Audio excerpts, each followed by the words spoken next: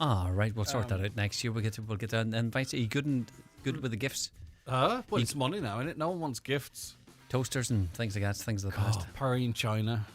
Crystals. Knife sets. A Crystal. bowl or something like that. A fruit bowl. Like, give her that bowl. Mine that. All re-gifting dusty crap. Yeah, cash is king, isn't it? Cash is big king. wad of I think money. it's expected now. I think. Like, imagine landing up with a fruit bowl now. You get chased. You could give it for the crack. What do you think about Christmas lists? Whereby the instead of cash, it's like a list of items. Do you know what I mean? That you would like for Christmas? Yeah, no, not Christmas. For sorry, the wedding? Wedding list, yeah. Oh, don't know about that. Did they do? Have you been to a wedding where there was a wedding list? No, but imagine saying I want this, I want that. God, you don't want much.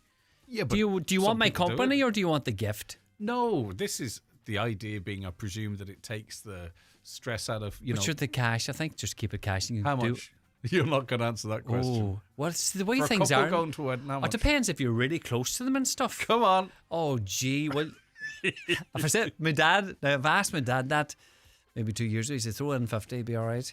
You not get away with 50. 100's too light. How much 150 or 200. And then if it's somebody, what do you think? Geez, you need to put on one. You won 150 and then wouldn't go over two. I mean two. No, I wouldn't go over two. You wouldn't go over two? No, I don't have loads of twos to be thrown about myself, but say if it's a family member and stuff close, maybe 250, would it? Really? I'm well, say if it's very like tight now. Huh? No, but sure, the price of the meal and why the are you stuff. Sweating? No, I'm not sweating. That's just moisturiser. Oh, jeez. I'm going to have no weddings coming up. You're free now. I get a few wedding invites. No, don't invite them. He's too tight. You don't want to fluster. What would you do? Just ask about money. What would you do? I just wouldn't be Much able honesty to. would you do? Say I invited you to my Well, wedding. it used to be 150 a couple, right? Didn't it? 150 a couple? But You're it's talking up- about per couple? Oh, I thought you said per person. I was going to really It's heart up to two attack. now, isn't it? I'll have the fainting moment like Laura Woods. I'll be going, oh, geez. That's right. Okay. All right, listen, we'll figure Right. that out. There was me going to talk about New Year's Day swimming, all of that. We'll talk about that tomorrow. All right, good luck. All right, Lee, it's 9 o'clock, time for news update. Let's go over to Donald Kavanagh. Thank you, Greg. Good morning. Donegal County Council's budget meeting is set to be adjourned again. The meeting, which broke up without agreement on Friday, November 28th, was due to reconvene in an hour's time.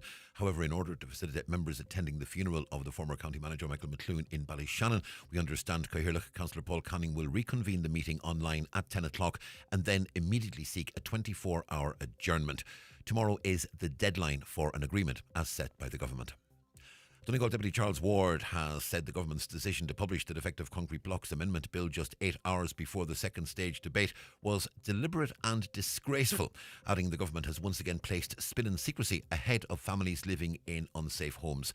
He told the debate on the second stage last night that this wasn't an oversight. He said the government didn't want TDs reading the bill because if they had time to read it, they'd have time to expose how weak it is. He pulled no punches when describing to the government exactly what the situation is on the ground. I speak to you with the anger of a father watching my own home crumble. I speak with frustration of the people who contact me every single day, and they cannot take one more sleepless night worrying whether the bison slab over the top of their head is coming down and their kids could be injured or killed. This is happening every single day we are contacted. I will acknowledge there is small progress in the bill, but I can't pretend that it's near enough.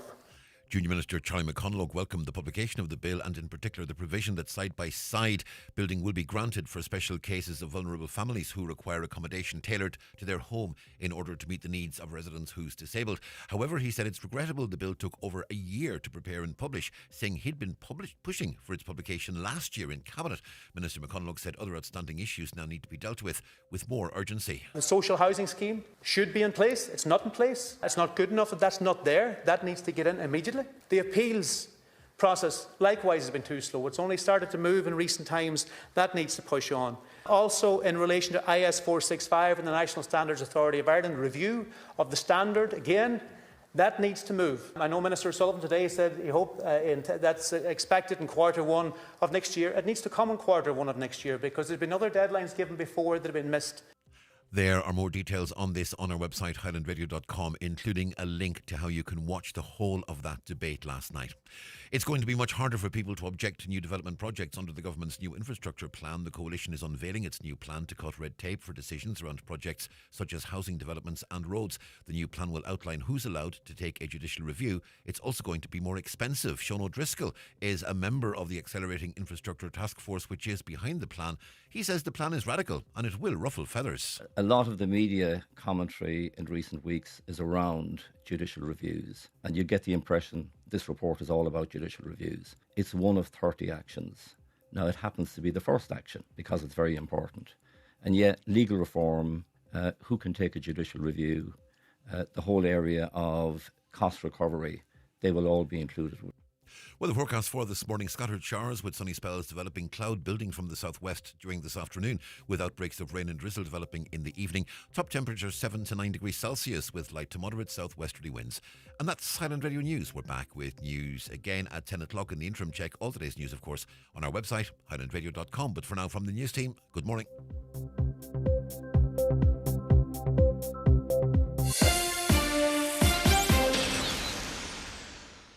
Smart employers choose One for All. Reward your staff tax-free now up to €1,500 with gift cards that can be spent directly in-store and online with thousands of retailers on thousands of brands. Give cards physically or digitally. It's gifting made simple. Order One for All gift cards now at any post office or online at onpost.com/business gifting. Terms and conditions apply. The One for All gift card is issued by GVS Prepaid Europe Limited and regulated by the Central Bank of Ireland. And now, it's time for the talk of the Northwest, the 9 to noon show with Greg Hughes on Highland Radio. Hello and a very good morning to you. You're very welcome along to Wednesday's 9 till noon show on the 3rd of December 2025. It is just turned 5 minutes past 9 and you're very welcome along, as I just mentioned. Okay, we've got lots coming up on the programme today, of course. We're going to give you another opportunity to get your name in the hat for €500 worth of One for All vouchers, thanks to Cadbury Secret Santa. Sean Quinn is in studio with us with some exciting news for listeners, as there is some changes coming in January. What might they be? Well, you're going to have to tune in just after 10:15 because it doesn't happen too often at a radio station, but it's happening here and it's happening in January. So what is in store? Tune in, or stay tuned, sorry, for 10:15. We'll give you the details from there on. That and so much more besides. Right, our lines are open for you right now. WhatsApps and text to 086 60 25,000, 086 60 25,000, or give us a call on 07491 25,000. And you can also send your comments in to us via email to comments@highlandradio.com. Not a lot of diversity in stories in the papers today, so I'll run through them, starting with the Irish Independent. And apparently there was a strong case for paying energy credits in Budget 2026 because electricity and gas prices were rising for the first time in years. Officials in the Department of Energy argued a spike in the numbers in arrears in electricity bills to a record 300,000 was also outlined in internal documents from the department show. Sinn Féin MEP Lynn Boylan, who obtained the documents under a Freedom of Information request, said they showed the case for energy credits was stronger than in previous years. But the government controversially withdrew energy credits in this year's budget announcement, despite a string of energy companies reversing course and hiking their prices in the past few months. Taoiseach Micheál Martin defended the decision, claiming the firms would factor energy credits into their prices if they were included each year. Now, this is one of the arguments I was making about universal charges back when they were first being introduced, that the electricity companies were just going to factor this in. And just strange now that that's the actual government's excuse for not keeping it going. Well, the full documents show officials had pointed out that without government support, the average household would be hit by an extra €321 in electricity costs. Officials made the case for more energy credits and for maintaining the temporary lower VAT rate on electricity. The government did keep the VAT rate on electricity at 9%, but it decided not to go ahead with those energy credits. And 300,000 of us are in energy arrears, which is massive because that's households, right? Not individuals. Interesting scenes in the Dáil yesterday. Volodymyr Zelensky received a hero's welcome. The picture on the front of the papers today, including actually, I believe that's Deputy Pat the Cope Gallagher, but people standing as he walked up and down the aisle waiting to shake his hand. Ireland will use the EU presidency next year to accelerate the enlargement agenda of the bloc, Taoiseach Micheál Martin signalled as he welcomed Ukraine President Volodymyr Zelensky to Dublin yesterday. The Taoiseach reiterated Irish support for Ukraine's accession to the EU, which Mr. Zelensky said he hoped would happen in the next 5 years. Would most of you like to see Ukraine as part of the EU? Because obviously Micheál Martin is saying that that's what the people want, and that's what Ireland's going to be pushing for next year during our presidency. Do you think that's a good move in terms of, I suppose, peace in Europe or stability in Europe? But anyway, whether you believe it is a good idea or not, that's what Micheál Martin will be pushing on your behalf. He also signalled support for an EU plan to use frozen Russian assets as collateral for a multi-billion euro loan from Brussels to Kyiv to finance reconstruction and efforts to repel Russian aggression. Again, I'm not sure if you agree or disagree with that, but that is the policy of Ireland.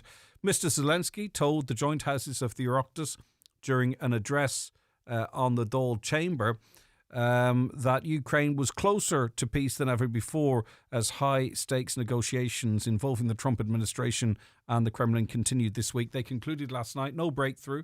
The Russians did describe them as positive, but as you would have heard, President Putin was very clear in stating that, if Europe wants a war and they seem to be warmongering, Europe is, stifling peace negotiations. This is what Putin said, not me. And if he doesn't want a war, but if they want a war, he's ready for it, and he'll flatten Europe effectively, is what he said. And we are now, I suppose, the head of the snake, and I don't mean snake in a derogatory way, but we're front and centre now. We're positioning ourselves very much as the leaders of Europe next year, the presidency, but also just in terms of the rhetoric and the hosting of Zelensky, etc., etc. This is a worrying story, thankfully very rare, but it's in the Irish Daily Mail. A woman who was wrongly declared dead by paramedics later woke up in a mortuary, an inquest has heard. Olive Martin, 54, suffered a stroke at her home in England, with family contacting the emergency services when they could not get in touch with her.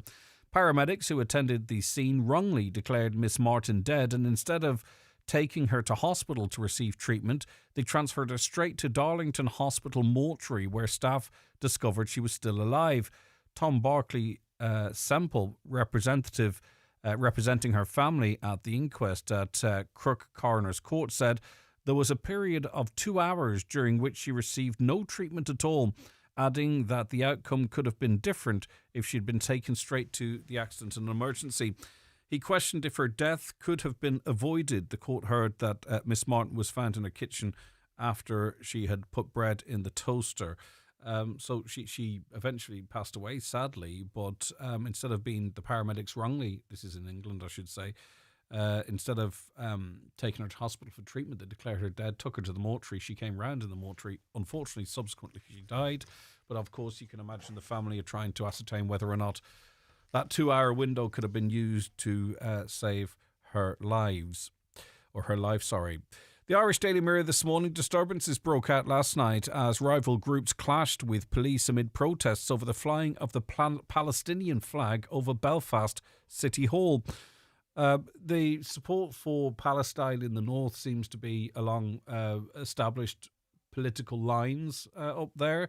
That would seem to be the case. I'm not sure if that's broadly the case, but it certainly seems to be the case in Northern Ireland. Around 100 protesters gathered outside the gates of the building just before 6 p.m. as people tried to enter and leave the Christmas market. Some of those gathered were carrying Union Jack, Ulster and Israeli flags.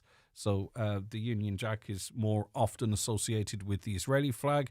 Separately, a group of around 20 youths marched down Donegal Place shouting "Free, Free Palestine" and clashed with police and protesters. Police officers were on foot patrol in the area while several PS9 Land Rovers also arrived on the scene. And this is in protest, some protesting the flying of this flag above Belfast City Hall. Right, the M50, many of us find ourselves on the M50 on a regular, but it's at full capacity, we're told, so just in case you're travelling down the country. In The Sun this morning, drivers have been told there is nothing more that can be done to address the gridlock on Dublin's M50.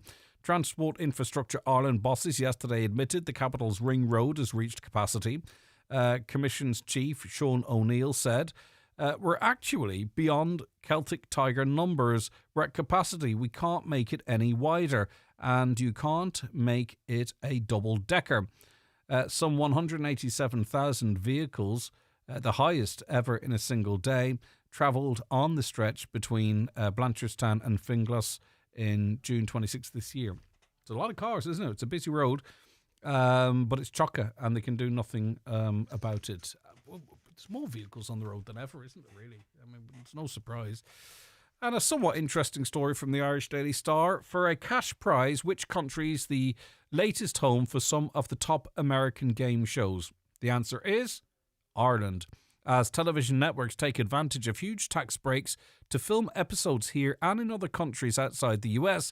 Insiders say a US game show can cost up to $1.8 million an episode. Irish tax breaks can cut that by hundreds of thousands. The only Americans on set are the contestants, executive producers and writers. The crew, the entire audience, and all other studio staff are Irish. I did not know this. Did you know that American quiz shows are being filmed here? Maybe you've been in the audience, have you? I don't know. It's a bizarre one. Ratings show nearly half of Americans watch streaming services instead of broadcast or cable, which is hammering advertising revenues. Fox already makes 4 primetime shows overseas. Hangover star Ken Jeong's 99 to Beat is filmed in London, while Celebrity Name That Tune, The Floor and Beat Shazmaz are made in Ireland. Okay, didn't know. As I say, if you ever been in the audience there, tickets hard to get. Would it be an interesting experience? All right, 086 60 25,000, that is our WhatsApp and text number. Newspapers are kindly supplied by Cosgrove Centra, Mountaintop Letterkenny. Now with the new look Mountaintop Diner. The 9 till noon show with Letterkenny Credit Union, now offering mortgages from €40,000 to €600,000 with no hidden fees or transaction charges. Letterkenny Credit Union, 9102127. The Three Amigos, Jimmy Buckley, Robert Mazzell and Patrick Feeney are back on tour. This award-winning show is full of laughter, music and song. See The Three Amigos live. Clonry Hotel, Letterkenny, Monday, January 26th. Tickets priced $39.50, now on sale at hotel reception and ticketmaster.ie, where extra charges may apply. The Three Amigos live. This show is not to be missed. TFI Local Link operates evening and weekend services throughout rural Ireland to help you stay connected 7 days a week. We know life doesn't just happen 9 to 5, so if you're commuting, shopping, visiting family, or going out in the evenings or on the weekends, let TFI Local Link take you there. Visit transportforireland.ie. Get Christmas ready with Homeland's mega deals. Save 50% of all Christmas decor, including lights, trees and more. Ariel Laundry Pods 51 wash now $14.99, save €5. Save 10% of Royal Canine and Gain Elite dog food ranges. All this and more until December 21st, in-store and online at homeland.ie. GiveBlood.ie know we can count on you, our community of blood donors, to be there for others in their hour of need. Blood donors from Letterkenny should attend the clinic in the Radisson Blue Hotel in Letterkenny from Monday 1st to Thursday 4th of December. Making an appointment is recommended. Regular donors can visit our website or call 1-800-731-137 to book a time. New donors are vital. Visit giveblood.ie to check eligibility and clinic details, because we count on you. T-Shirt Express has moved. You'll now find us beside C&M Embroidery, Lismonaghan, Letterkenny. We're still your go-to spot for custom T-shirts, workwear, gifts and balloons. Just in a fresh new location.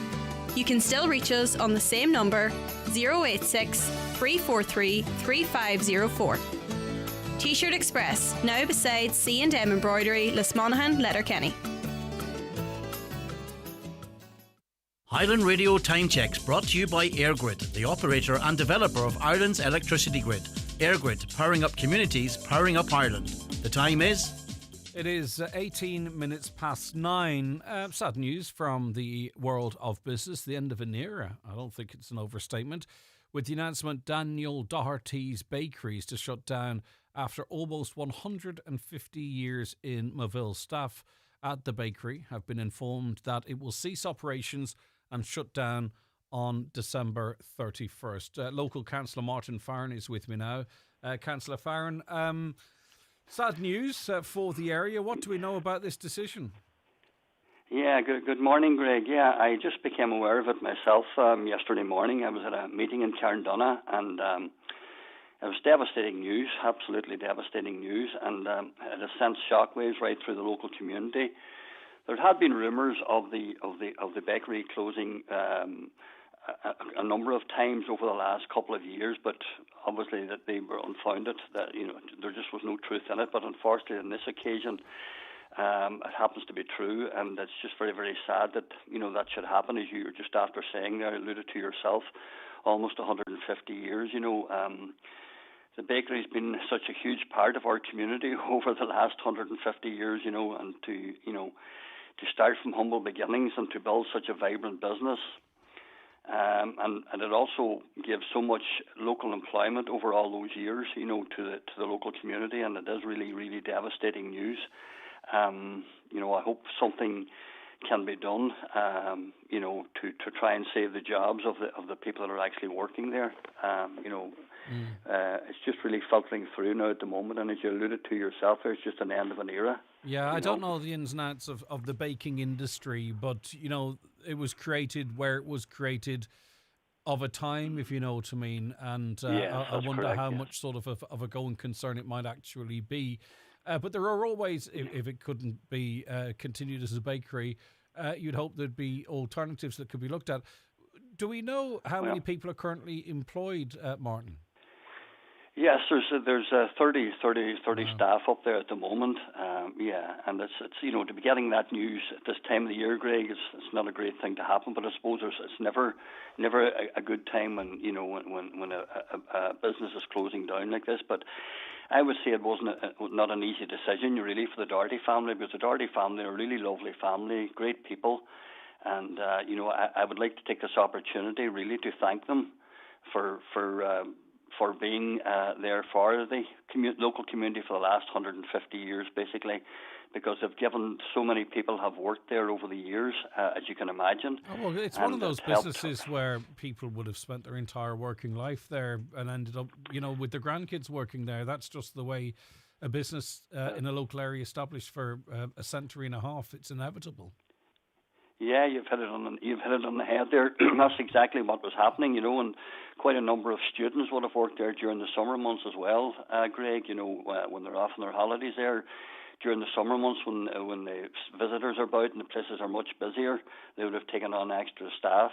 But I would like to think, that they've got a staff that are up there at the moment. They've got a very skilled workforce there at the moment, and with great ability. And I would like to think that possibly it would be nice if some other company were to come in and maybe take that business over that are in the same type of business, in the bakery business, and maybe would consider actually maybe taking that over. I don't know, but it would be really nice if that were to happen, because as I said, they've got a skilled workforce there at the moment, and it would be the company that maybe would consider taking the bakery over would, it would be of enormous benefit to them as well, So I would like to think that maybe something like that could happen.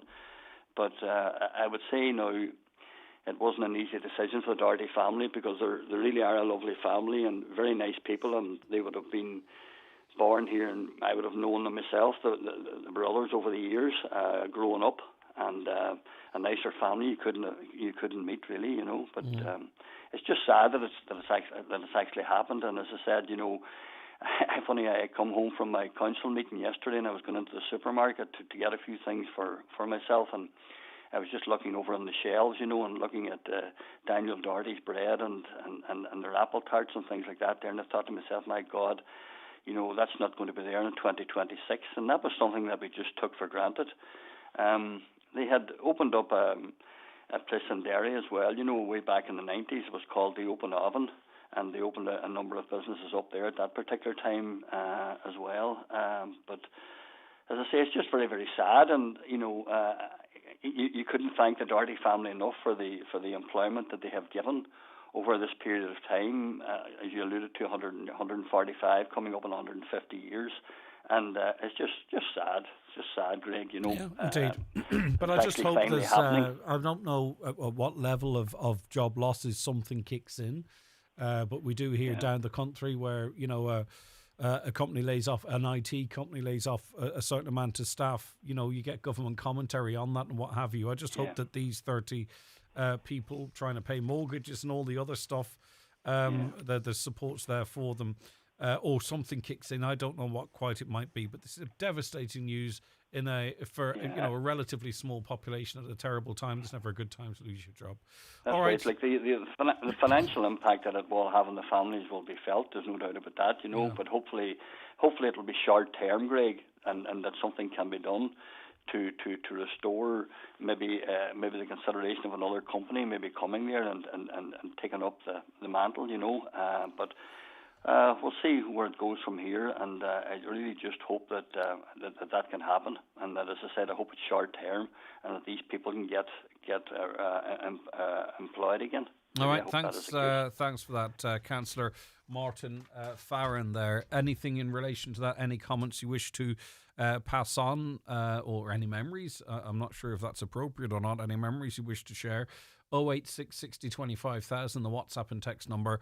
Alternatively, you can give us a call on 074 91 25,000. Hi, Greg. We are flying to Australia on the 22nd of December. Booked direct Dublin to Heathrow and then to Perth.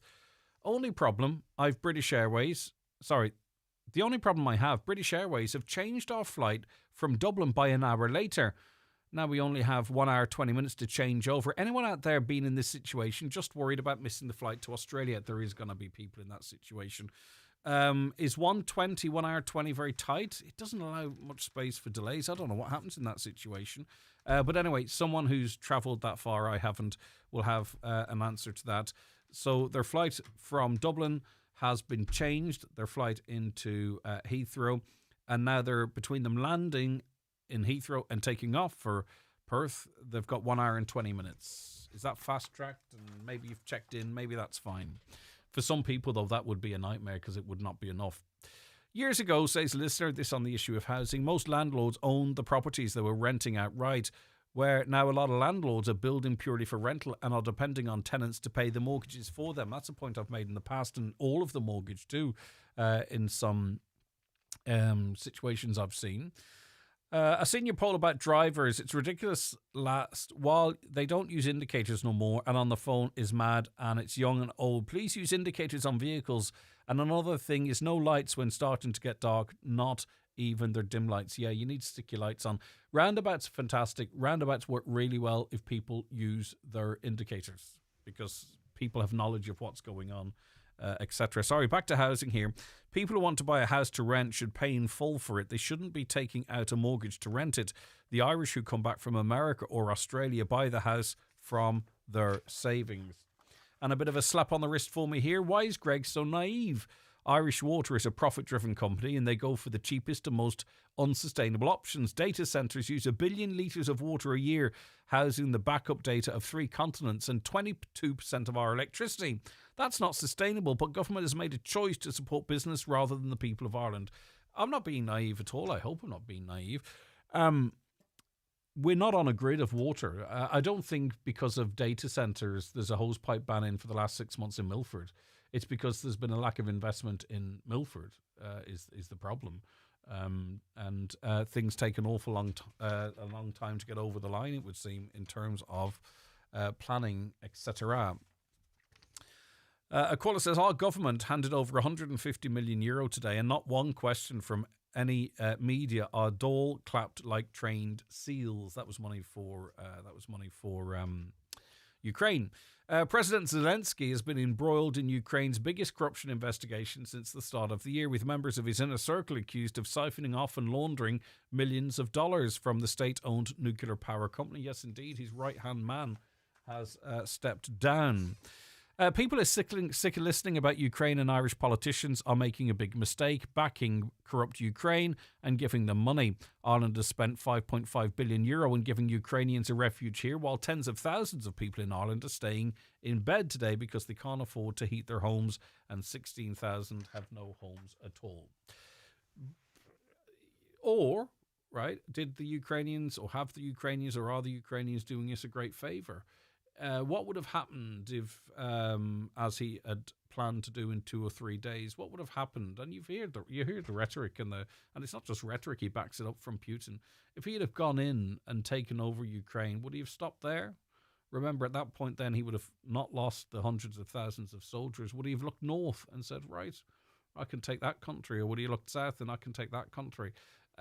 You know, we can't be naive here and think that. And not consider what would have happened or where we'd be at now if Ukraine hadn't sacrificed so much to resist Vladimir Putin. He wouldn't just stop at Ukraine. You know that for a fact. There's other former Soviet countries that he believes are part of Russia as much as Ukraine is. So whilst we're very quick to sort of say it's our money, you know, we've spent our money doing this and our money doing that, do you consider, or should we consider, what would have happened if the Ukrainians had just rolled over and Trump had moved his offices to Kyiv? Would he have not looked around him and said, where next do I go? You know, I think we can't just, you have to look at it in a balanced way. You can't just look at it one way, I don't think, anyway, because we aren't, as much as we'd like to think, we aren't an island as such, because we couldn't survive as an island. We do have to have relationships and agreements and interconnectivity with other countries. I'm just throwing that out there because sometimes opinions can be very linear, and I just want to know if the person who sent that in is actually factoring in what might have happened next. And maybe we owe the Ukrainians a debt of gratitude. It's a counterpoint. That's all I'm doing here, not expressing opinions, counterpoints. Right, potentially some good news for the reputation of Donegal Tweed. This is a story that we've covered on this programme for a couple of years now, and there could be a very interesting development coming up in terms of protecting brand Donegal Tweed. Watch the show live now on YouTube, Facebook and at highlandradio.com. The 9 till noon show is brought to you by Letterkenny Credit Union, offering low-rate car loans with fast approval. Apply online at letterkennycu.ie or in office today. Need safe, reliable scaffolding? Brown Scaffolding and Labour Limited St Johnstone has you covered. They erect, dismantle, hire and provide labour-only services across the northwest. Commercial, industrial, domestic and defective block rebuilds. Call 087 622 7040. Brown Scaffolding. Your safety, our priority. The effects of personal debt problems often go beyond just financial. What we don't want to face can cause us to unravel. Stress eats at you, relationships unwind. It can feel like life's falling apart, but support is available. Get back on track with the Insolvency Service of Ireland, an independent organisation that helps untangle personal debt problems. See backontrack.ie, supported by the Government of Ireland. Zach Bryan, live at Park Queeve, Cork, June 20th and 21st, and Boucher Road, Belfast, June 23rd and 24th. Subject to license. Tickets from $97.25 go on sale this Friday at 10 a.m. May be subject to fees. Presented by Aiken Promotions. This is Dr. Colin Henry, Chief Clinical Officer for the HSE. Right now, flu is circulating widely in our communities. Flu can cause severe illness for many people. It's not too late to get vaccinated to help protect you and the people around you. To check which vaccines are recommended for you, visit hse.ie or talk to a participating GP or pharmacist today. Thank you from the HSE. Imagine starting a global career while staying here in Donegal. At TCS Letterkenny, we're hiring IT help desk professionals. Grow and develop your skills every day on projects that make a real impact worldwide. Join us so you can thrive professionally and personally in a supportive local team. Live locally, work globally. Apply today at tcscareers.ie. Christmas just got even bigger at Highland Radio. Not only could you win a brand new Renault Symbioz Techno worth over €35,000, but from December 8th to 19th, we're giving away a grand a day. If you've already bought your ticket, you're automatically in. If you haven't, now's the time to get your tickets at highlandradio.com. Now, you're very welcome back to the 9 till noon show. So, some time ago, we spoke to Patrick Temple, CEO of McGee Weaving and chair of the Donegal Tweed Association, and others before and others since, about Donegal Tweed receiving the protected geographical indication. And it would seem that things are looking quite positive in that regard. Patrick Temple, good morning to you. Good morning, Greg. How are you? I'm doing fantastic. Good to have you with us. Yes, so thank you. Just to put this into context again, there are PGIs, champagne, for an example. You know, you can outline that for us. In other words, you just can't make champagne, call it champagne. It has to be from the Champagne region, etc. Exactly. No, you've gotten one there. Basically, the PGI indicators exist already for agricultural products right across the EU. It makes up about 15% of EU food, 75 billion for the agricultural products. So from Parma ham to champagne, if you're making sparkling wine outside the Champagne region, it's sparkling wine. If you're making it within the Champagne region, it's the creme de la creme, it is champagne. Similarly, then, over the last decade, the rules have been adapted for non-agricultural products, so non-foods. So that Donegal Tweed has been used as a topical example. Connemara Marble or Waterford Crystal are sort of all examples of specific products that have been made and associated with skills and nuances developed within a region. And the name is in the product, in our case of Donegal Tweed. And our tweed is very unique. It has that distinctive fleck. It's how it's woven. It's where it's woven.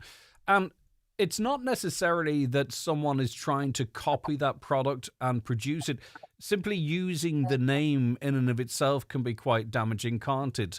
And that's why this is so important. Like, I'm not saying this necessarily or feeling it's not necessarily knockoff Donegal Tweed, but to market something as Donegal Tweed is damaging to the product. Well, that's right, exactly. It's not necessarily knowing ignorance and knocking off. It's more what this creates is clarity for the end customer that once it's passed,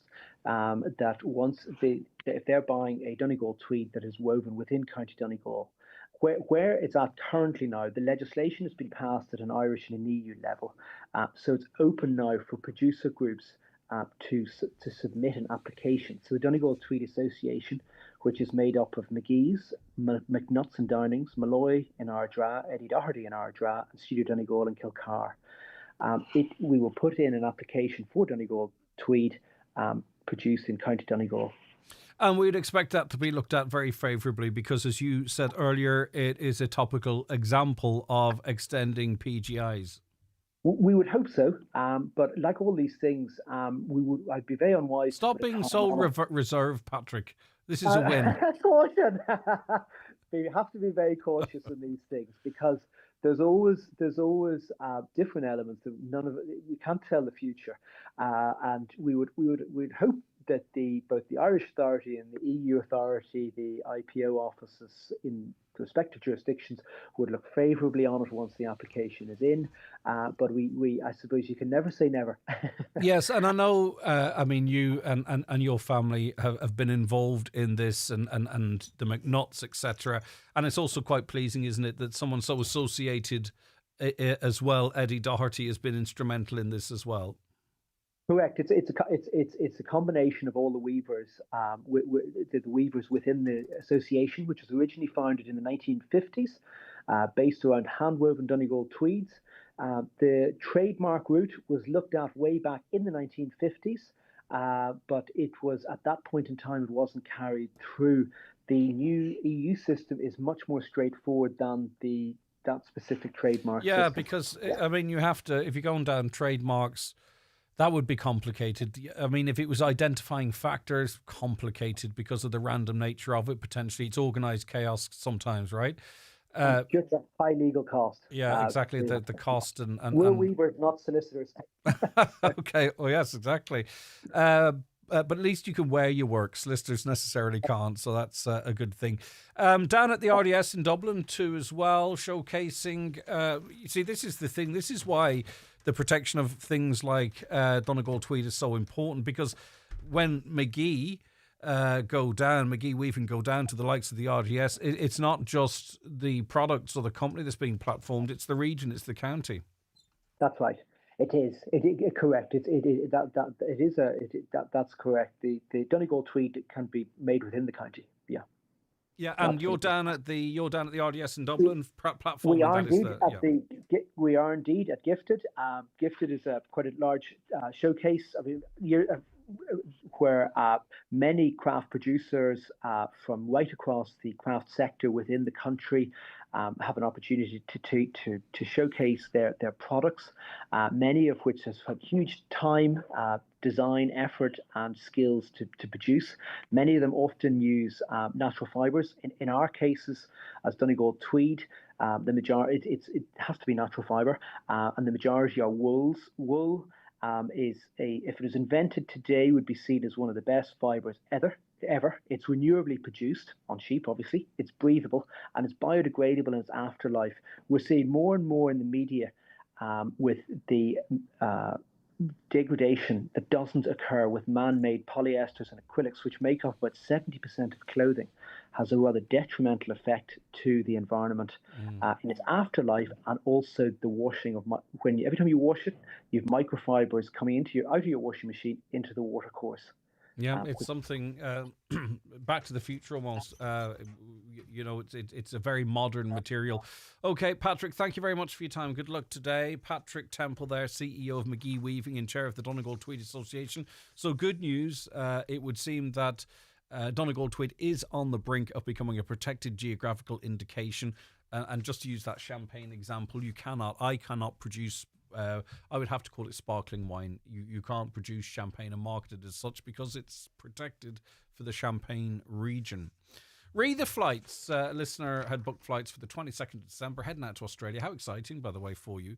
Now, their flight between Dublin and London was changed, leaving them about an hour and a half between getting off the plane and getting on the plane to Perth. A caller says, if you booked the entire flight via BA, then they are responsible for the connecting flights. If they booked it as an individual flight, then it's their issue, but they should ask their travel agent. Interesting if it was booked sort of as whilst there's a stopover, one continued flight, you'd have better protections and they probably know what's going on.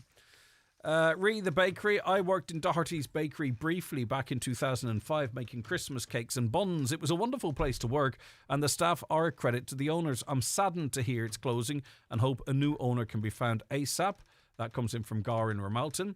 What is the people of Inishowen and Derry going to do without Sunrise Loaf? Yeah, these have become very familiar, haven't they, in people's lives. Flight to Australia. Let's take one more of those. I myself just came back from Australia yesterday. Good day, welcome home. I flew from Dublin to Heathrow and I flew from Heathrow with British Airways to Singapore. You need at least 2 hours for this changeover. British Airways changed my flight too. You arrive in Terminal 2 and you have to get to Terminal 5, which is 2 train journeys away. I asked a woman for directions as the trains were delayed and she said that I'd absolutely not make it. You definitely need at least 2 hours to change over. Okay. Now, you went to... I wondered, does it matter that you went to Singapore, but that other listener is going to Australia? Maybe they both use the same... Maybe they both use the same terminal.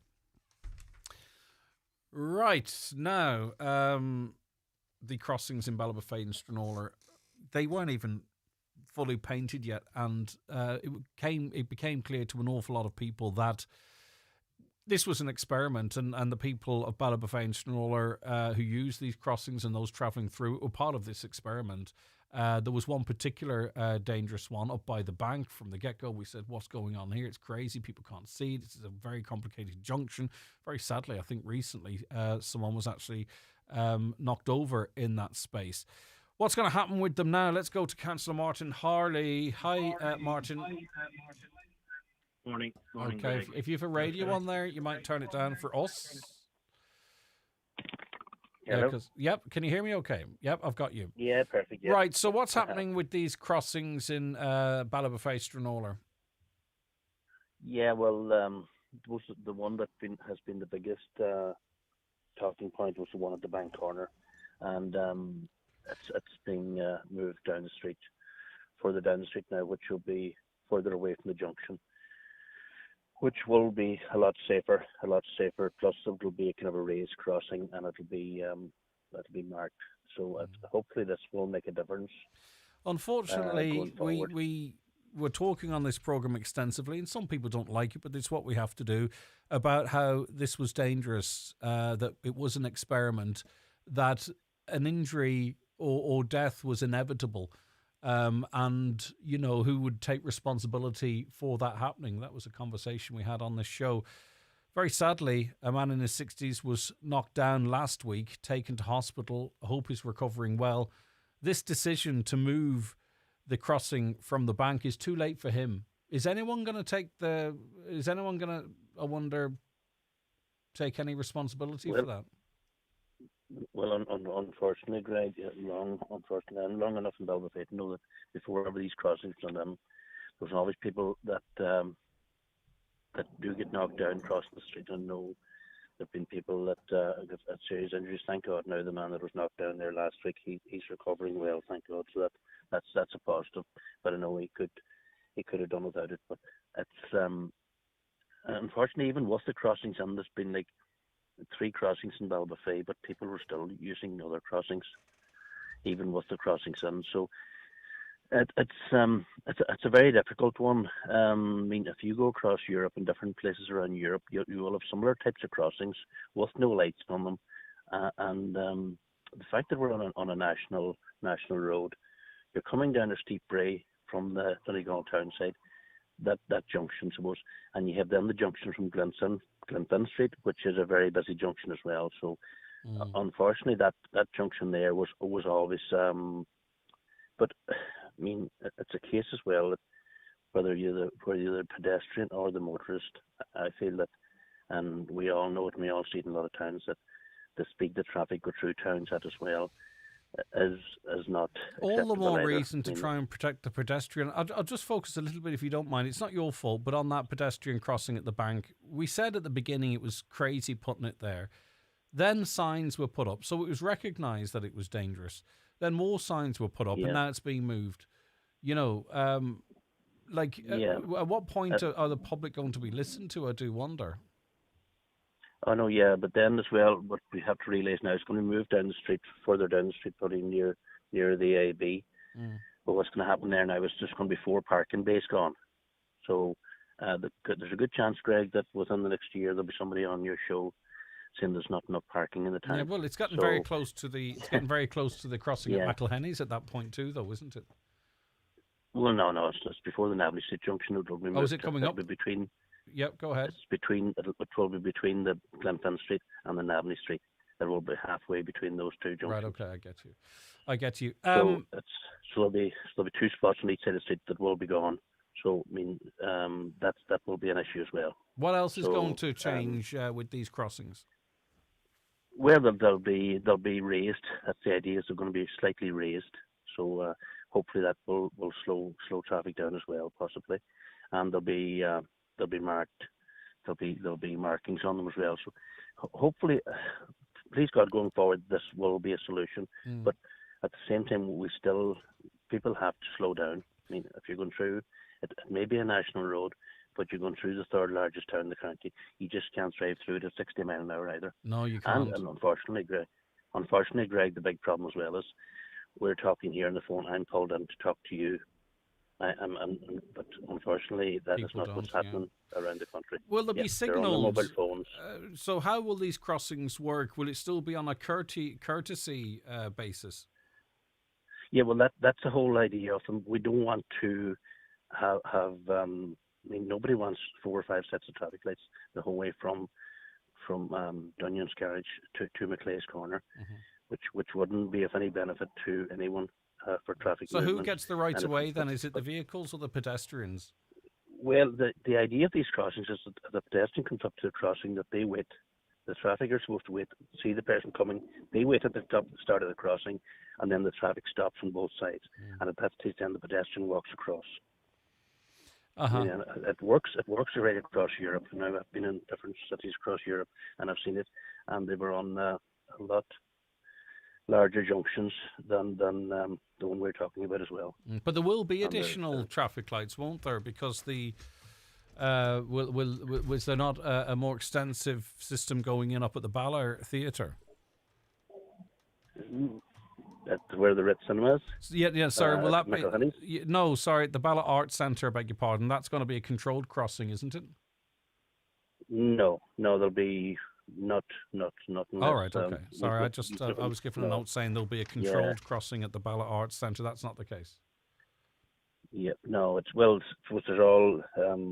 We're still waiting on the go ahead on this project. So hopefully it'll probably still be the new year, maybe early spring that this will happen. So and who's responsible for this? Because it was the TAI, was it not, that put these crossings in the first place? Well, it's a national road, so it is part of the TAA. No one can go ahead on a national road without the TAA's guidelines.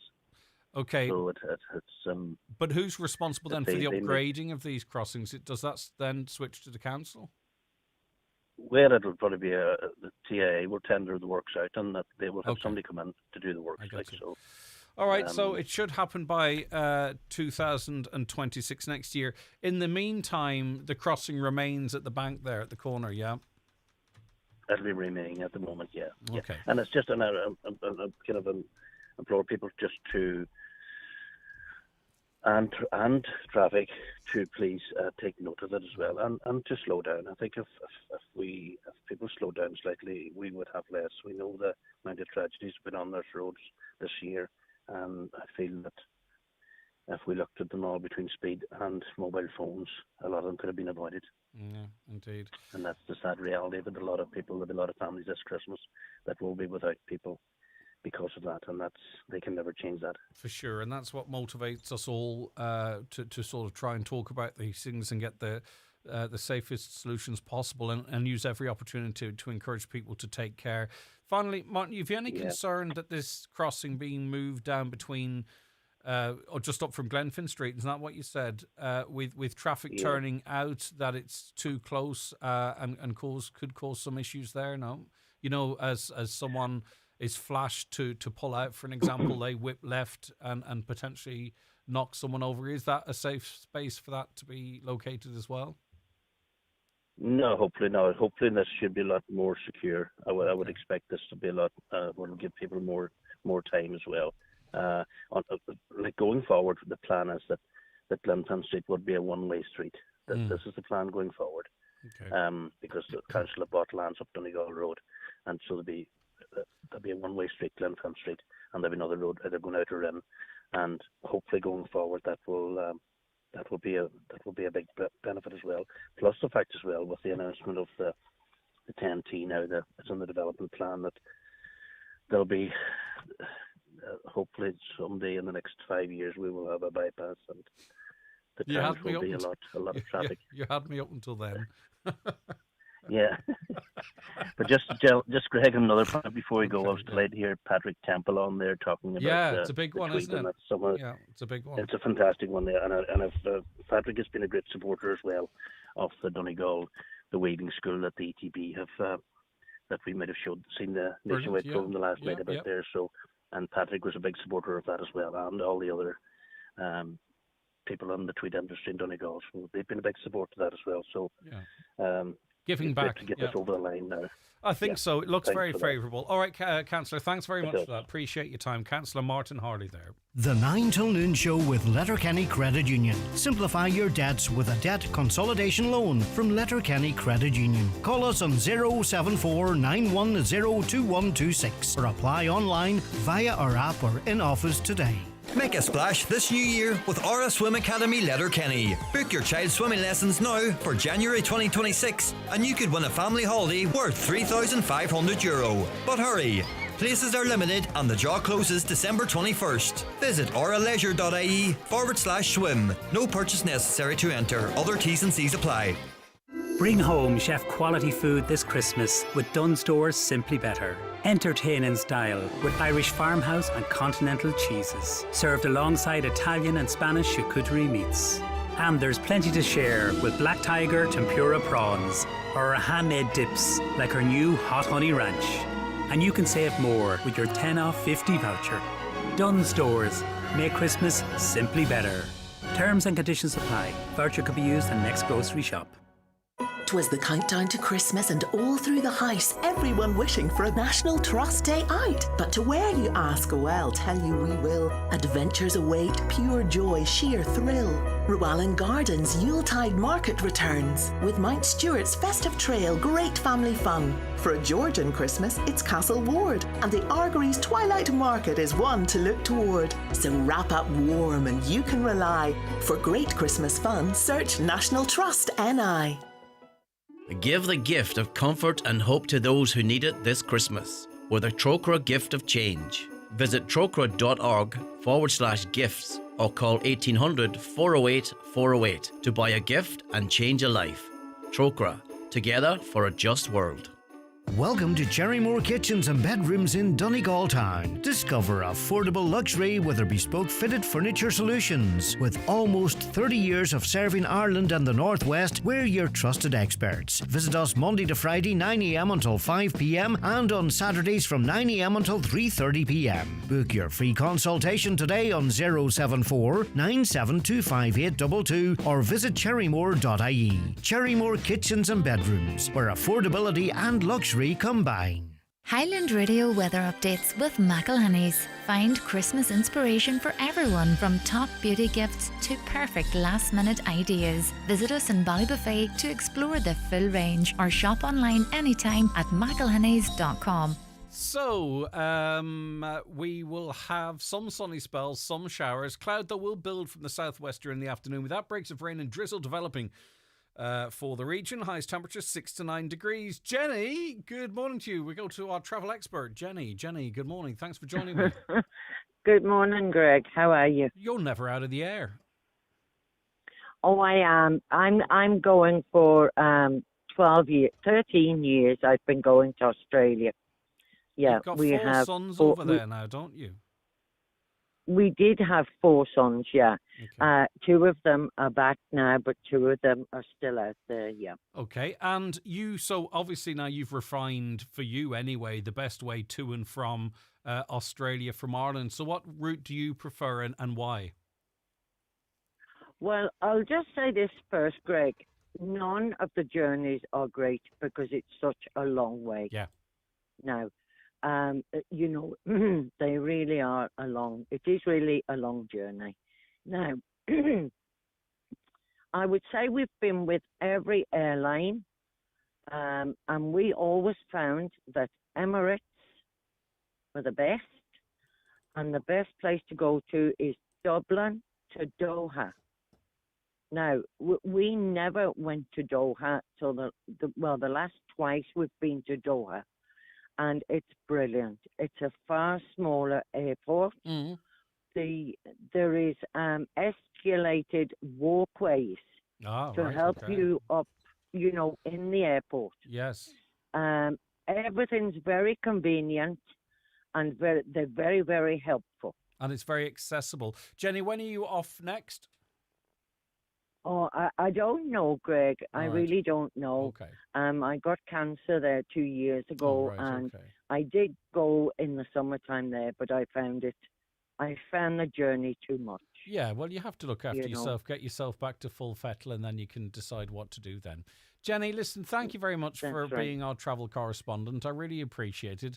And I hope your health is good Greg, and you improving. wouldn't believe this, but since the boys have been out, I never, ever travelled anywhere. That's I never love, had the desire to travel. That's the mother's love, Jenny. It'll move heaven and earth. That's what it is.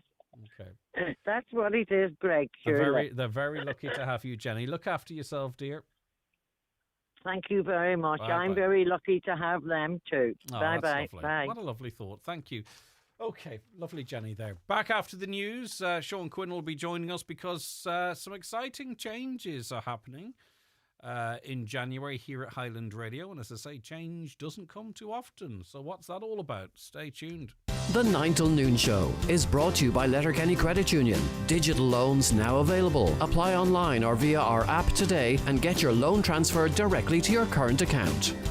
Make the most of the season at Sweeney's Hotel, Dunlow. Enjoy festive afternoon tea from €30 per person or explore our new brunch favourites. Every weekend, join us for bottomless Saturdays with 2 courses over 2 hours from €40 per person. Give a gift card this Christmas or call Sweeney's Hotel on 074 952 1085. Here at Braden's House Home Interiors, we would like to turn your house into a home this year. We have a wide range of furniture and flooring for all your needs in both our Moville store and our Bridgend store. We offer a free delivery service to the whole Northwest and we won't be beaten on price. Both stores have easy parking. So for all your quality furniture and flooring at a great price, call into Braden's Furniture Moville or Bridgend now.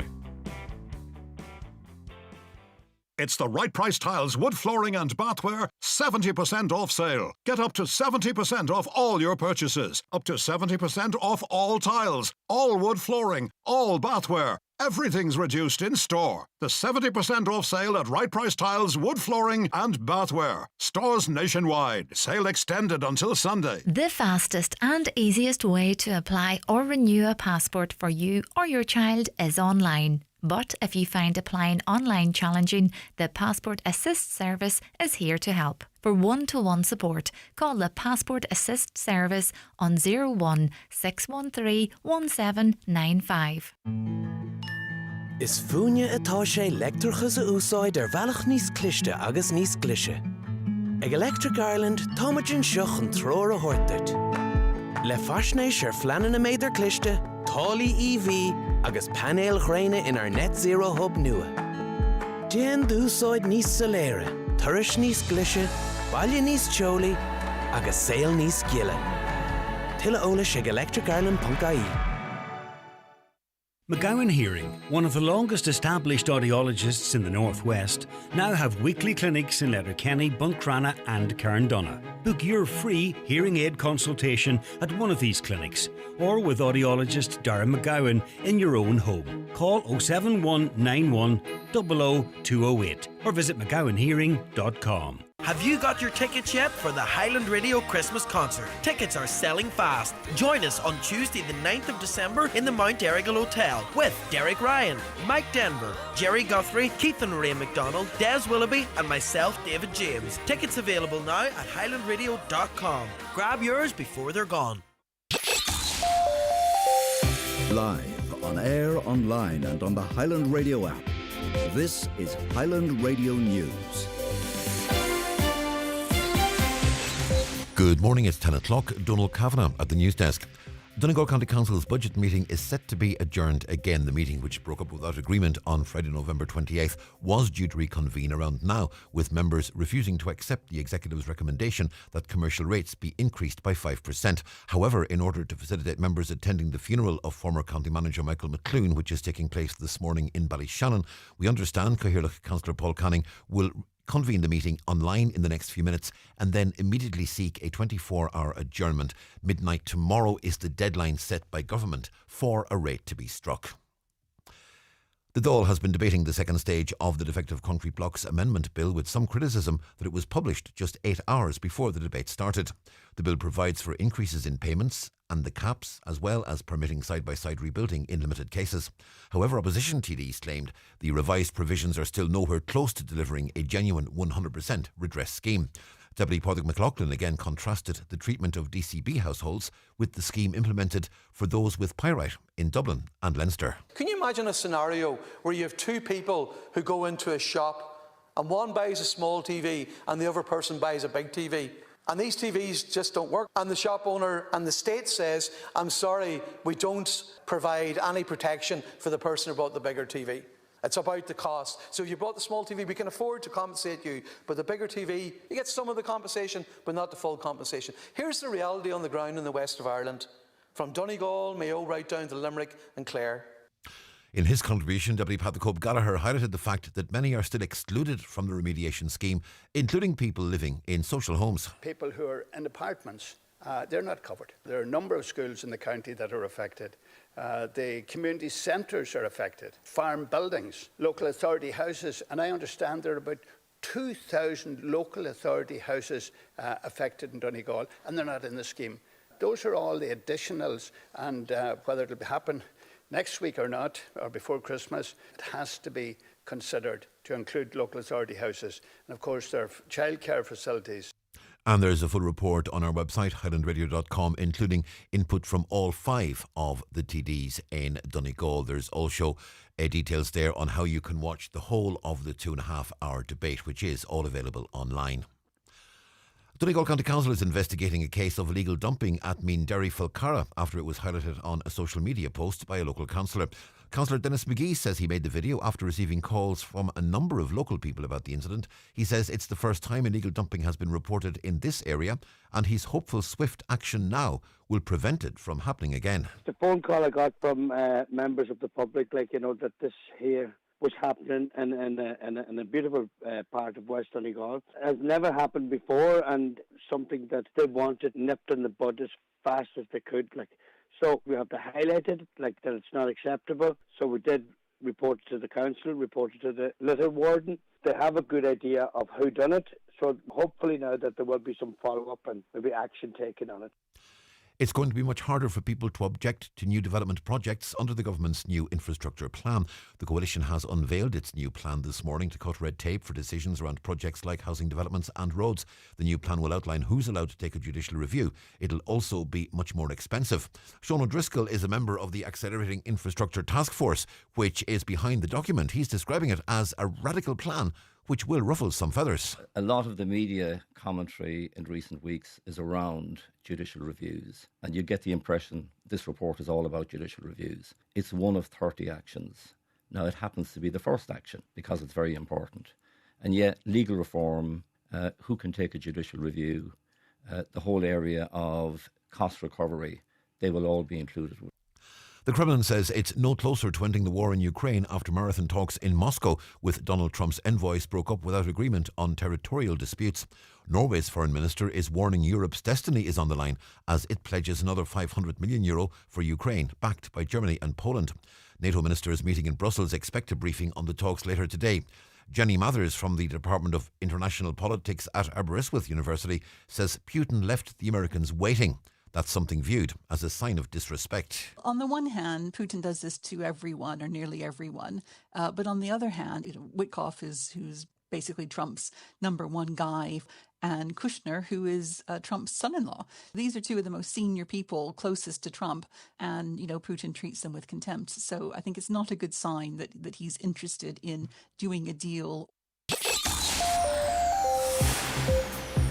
Weather forecast: scattered showers this morning, some sunny spells developing, cloud building from the southwest during the afternoon, outbreaks of rain and drizzle developing in the evening, top temperature 7 to 9 degrees Celsius with light to moderate southwesterly winds.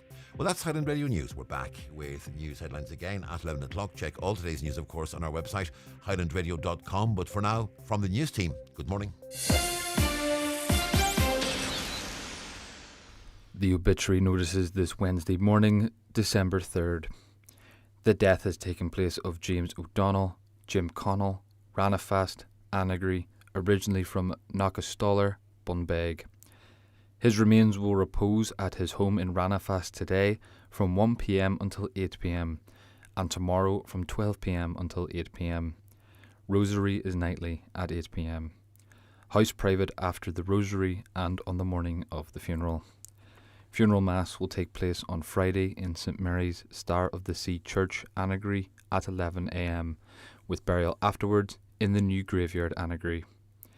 The Funeral Mass can be viewed live on Kieran Rorty Funeral Director's Facebook page and on the Annagry Parish webcam. Family flowers only, please. Donations in lieu to the Donegal Hospice.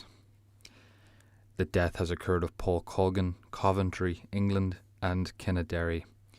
Reposing at the home of his uncle and aunt-in-law, Gerard and Anne McCool, Kinnaderry, Welchtown, tomorrow from 4 p.m. until 9 p.m. A shuttle bus will be in operation from the picnic area at Welchtown. Funeral leaving from there on Friday at 11:30 a.m.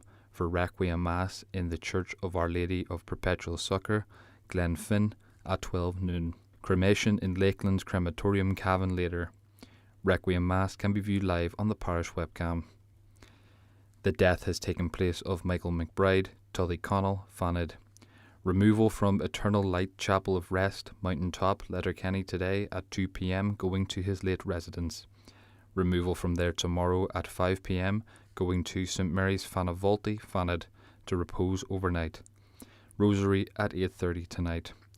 Requiem Mass on Friday at 11 a.m. with burial afterwards in the adjoining cemetery. A shuttle bus will be in operation today only at 4 p.m. leaving Cashel National School. The death has occurred of Alan James Moore, Hollyview, Lurgy Brack, Letterkenny. His remains will repose at the home of his father, Ernie Moore, Swillyview, Lurgy Brack, from 12 noon until 10 p.m. today. Funeral leaving from there tomorrow at 1:15 p.m. going to Conwell Parish Church, Letterkenny, for funeral service at 2 p.m, followed by burial in Gortley Graveyard. Family time on the morning of the funeral. Family flowers only, please. Donations in lieu, if desired, to the A&E Department, Letterkenny University Hospital, care of any family member, or Terence McClintock, Funeral Director. The death has occurred of Louise O'Loughlin, 12 Castle Grove, Raphoe. Louise will repose at her late residence today from 11 a.m. until 10 p.m. Rosary will be recited at 9 p.m. The funeral cortege will leave her late residence tomorrow morning at 11:30 a.m, proceeding to St Eunan's Church, Raphoe, for 12 noon Requiem Mass, followed by burial in the adjoining cemetery. The funeral mass may be viewed online via the parish webcam. Family time, please, on the morning of the funeral. The death has taken place of Eileen Lynch, Donaghy, 110 Nailers Row, Buncrana. Remains are reposing at her late residence. Funeral from there tomorrow at 10:20 a.m, going to St Mary's Church, Cockhill, for 11 o'clock Requiem Mass, with burial afterwards in the adjoining cemetery. Family time from 11 p.m. until 11 a.m. The death has occurred of Jean Campbell, 29 Church Road, Altnagalvin, Londonderry. Wake is private. Funeral service at her home today at 1 p.m, where everyone is welcome, followed by interment at Glendermot Presbyterian Church Cemetery. Family flowers only, please. Donations in lieu, if desired, to Glendermot Presbyterian Church Building Fund, care of Mrs. Joanna Walker.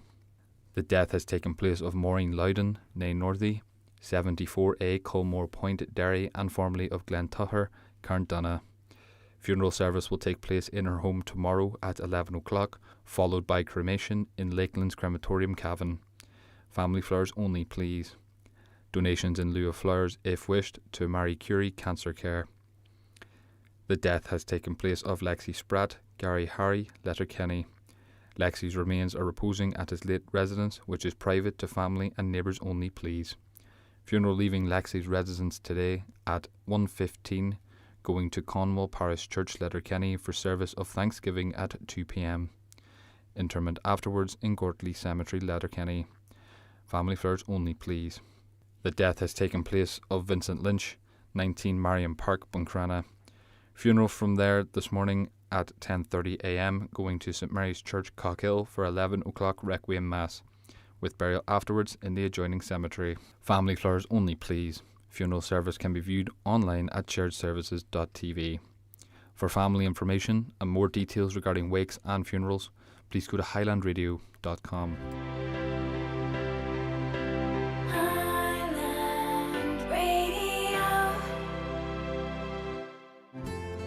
If you love amazing Christmas value, you'll love Aldi's Board Beer Quality Assured Fresh Whole Irish Turkeys from $8.99. In store from December 20th. Ready to crown the Christmas table. Our festive frozen party food, including southern fried chicken bites, 12 duck spring rolls, and a vegan party selection, all at just $1.99. That'll get you in the party mood. If you love Christmas, you'll love Aldi. While stocks last.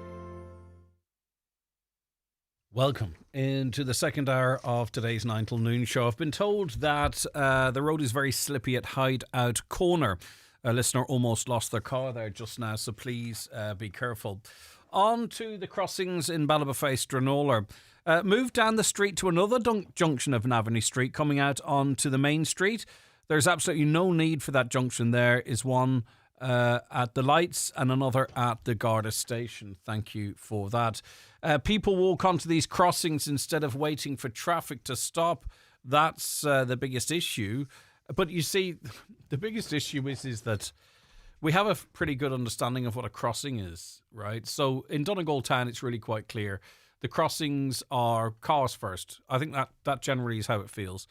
A lot of the crossings in Letterkenny, they're signalled. You push the button, you wait, you cross.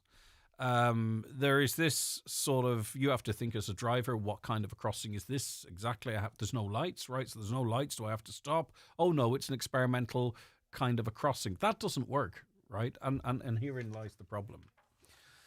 On the closure of the Doherty Bakery, are heartbroken about Daniel Doherty. Nothing can replace Sunrise Bread and their gingerbread. People never get over Lynch's green buns and the veneer. Yeah, lots of you sad about that closure for personal reasons and also nostalgic reasons, etc. I'm an Irish citizen and I've been back living in Donegal 8 years. I was in Scotland for 44 years. I had stamps on before I went, but they say I didn't have enough, so I have no entitlement to an Irish pension. I do get a free bus pass, TV licence, and medical card, but that's all I get. My pension from Scotland is $1,300 a month. I struggle to live on this amount. I've appealed my case 3 times, and each time it's been turned down. Can anyone advise me on how to get an Irish pension, which is, as an Irish citizen, I should be entitled to? It's complicated, but there's lots of people who've been in this position before. Many of our parents, mine included, worked in England, Scotland, etc. So what is this person's situation? In other words, how can they be helped? They are getting a Scottish pension as they worked there for 44 years, but they're an Irish citizen. They're back home. They've been told they don't have enough stamps, effectively. So is there an out for them? Have you been in that situation? Do you have any advice? Right, a quick mention of an important competition that's running, and it's a competition. Do you know what? I see it not as a competition, but as a way of spreading the love, but also to be in with a chance of a really nice prize. So it's €500 in one for all vouchers, which are effectively a credit card to all intents and purposes, because you can spend them anywhere. And it's in association with Cadbury and their Secret Santa campaign. We've teamed up with them as they give over 20,000 bars away again this year in Ireland. To celebrate, we're asking you to tell us who would deserve a Secret Santa chocolate bar. So it's someone in your life that is very special to you for whatever reason it might be. And we want you to nominate them and send in to us why they deserve to win a Cadbury Secret Santa bar. Tell us about them. So if you are successful today, you go through to a draw on Friday, and we are selecting them as we go, as you can imagine. So you get €250 one for all voucher for nominating, but the person that you nominate is also gifted a €250 one for all voucher. And don't forget, by the way, thanks to Cadbury Secret Santa, if you want to send a bar to someone in secret, look out for the special posters all around the county. And we're doing this to promote that, right? So who do you want to nominate? WhatsApp or text 086 60 25,000 or email comments@highlandradio.com. We'll have a winner today, and then it will go into the draw on Friday for a €250 one for all voucher for you, the nominator, and a €250 voucher for the person you nominate. Okay, and we've had some brilliant messages in, and because of time constraints, I haven't really got to many of them, but we've announced our couple of winners. We'll have another winner today, tomorrow, and on Friday, and then an overall winner on Friday. The county's #1 talk show, the 9 till noon show on Highland Radio. It's time for Vision Ireland Bingo on Highland Radio. It's Wednesday the 3rd of December. You're playing on the blue sheet for the Dilly prize of €1,600. The reference number is S3. It's game number 49. The numbers are 8, 54, 64, 89, 81, 34, 85, 77, 90, and finally 9. Phone your claim to 910-4833 before midnight, leaving your name, contact number and the name of the shop where you purchased your book, and we'll call you back the next working day. Get all your Vision Ireland bingo information at highlandradio.com.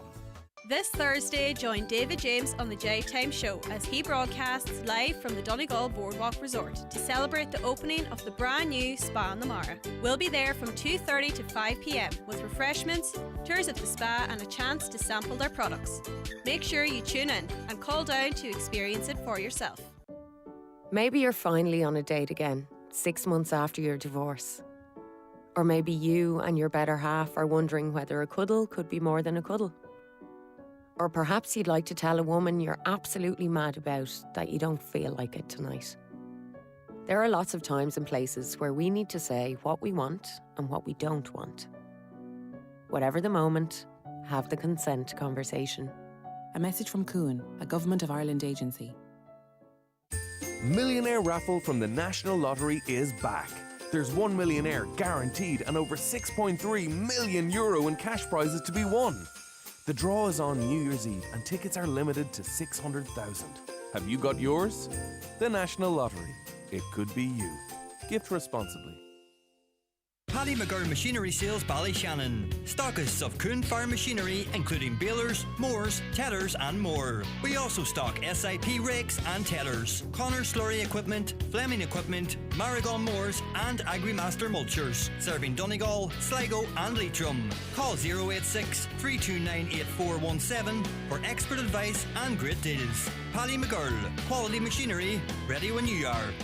The 9 till noon show is brought to you by Letterkenny Credit Union, with monster loans available up to €60,000 for all occasions. Visit letterkennycu.ie. And you're very welcome back to the 9 till noon show. Thank you so much for listening. We're joined in studio by the CEO of Highland Radio, Sean Quinn. Good morning to you, Sean. How are you getting on? Morning, Greg. How are you? Good to have you back in. And it's big news because Highland Radio is unveiling today a fresh primetime schedule for 2026. And for those not in the know, primetime for us runs from 6:30 to 7. Now, that's not to say outside of prime time is not incredibly important. It just so happens that this is our focus today, Sean. Yeah, it's nearly right up to 12 o'clock is prime time, to be honest with you. Yeah. Right across in the industry, it's 7 to 7. Yeah, incredible. Even on our weekend, our listenership on the weekend has been incredible as well. So, so why am I here and what am I doing? So it is a change to the schedule. There's a change to this programme, John Show. All of the people that you've become accustomed to and enjoy listening to are in situ, but there's a new addition. So we'll start logically at the morning and then build up to really what is the most what's the most noticeable change, of course. Right. So if something ain't broke, why fix it? That's good. That's a good way to start it. Not that anything else is broke, right? No, Don't get me wrong, but my point is, it's just a turn of phrase to set up. Lee Gooch Show, the naughty alarm clock, hugely popular with listeners. It gets people out of bed, onto work, doing fantastic stuff. He's back. 6:30 to 9, no change there, thank God. He was looking to try and get a lie in, but I wouldn't give him one. No, fella's up at the crack of dawn. Anyway, he's up piddling 3 or 4 times a night. Exactly. No, so 6:30, Lee will continue. These are all happening on the 5th of January. So the change will be the 5th of January. So Lee will still wake you up at 6:30 to 9 o'clock. No change in his schedule, and we're delighted to announce that because it's been going really well. That show has been great growth in there.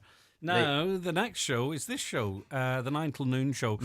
The 9 till noon show is being repackaged as the Greg Hughes show. It's kicking off your mid-morning, and it runs from 9 a.m. to 11 a.m. And listen, you know, we all have a relationship with our listeners. Just for me to reassure our listeners, we're going to keep doing the same thing. It's an opportunity to freshen things up, to tighten things up, to keep what's working, maybe introduce new stuff. But we are running now for 2 hours, 9 a.m. to 11 a.m. But we're going to be continuing to lead the news agenda across the Northwest and beyond. You know, we're making national headlines on this show every other day and cover the issues and topics that matter to you and talk to the people that are important to you as well. So we are slimming down a little bit. We've been on Monjero. We're going from 3 to 2. It's the Greg Hughes Show, 9 a.m. To 11 a.m. And this frees up an opportunity as well for us to maybe branch out a little into the podcast scene as well, and do them with a little bit more regularity and get to know people in a little bit more detail. But that's probably going to be part of a wider move into on-demand radio, like every radio station is doing. Yep. But anyway, you'll get as much content as you did before, hopefully. And most of it's going to be live, of course, but there's some very interesting potential podcasts being worked on too. Right, so that's that. And anything you want to say glowing about us, Sean, or do you want to move straight on? Well, I think you just nailed it there. That you know, how do we do okay? Don't what we? you have been doing is fantastic, and I think it's going to be even slicker and better. Really? Is where I see I don't it. know. I can get think slicker. I think we'll get you slicker. Talk to me about how good we are until now, though. You've been very good. Yeah. So far, Greg, you've been award-winning show. In Award, fairness, twice, two yeah. awards. So it's so really, it's the show's great. It is a brilliant show. And it will continue to be a brilliant of course show. It is. And listeners, you know me, I'm only messing. And I think the truth is in there, but I'm also having a bit of crack with Sean. What you alluded to there as well is the podcast opportunity as well. That we have plans afoot for 2026. That there will be more podcasts that we're going to do internally to put out externally. Yeah, listen. The reality is and you know, we're not following any trends. We're doing our own thing. But there's the lines between on demand, live schedule, they're blurring to some extent, and nothing's going to change massively in that regard. Just to let you know that you don't have to tune out to sort of get that sense of, right, I want to listen to John's show now, but I also wouldn't mind listening to that. We've been doing it for years, and we're just enhancing that. Yep. Right, Around the Northwest, also a very, very popular show, but it was split in two. Right now, yeah. Again, you know, we have a very good relationship with our listeners, and that's based on honesty, right? Yep. And it's a fantastic show. And I'm not speaking on behalf of John. I'm just speaking as a listener, as I often do. It was split in two because the news was in the middle of it. And John's hugely popular. He's been here for decades, right? So his show is switching from. It's now going. It's going from. It was 12 to 2:30 with the news in between. So it's now going from 11 o'clock to 1 o'clock. All right, and No talk to us splits. a bit about that show. It's obviously a music-driven show, as it is. It right? is, yeah. So I suppose the slight change is it's going to be more music-driven. It will still be called Around the Northwest, as it should be. And there's an opportunity that we could be out more meeting our listeners throughout the Northwest.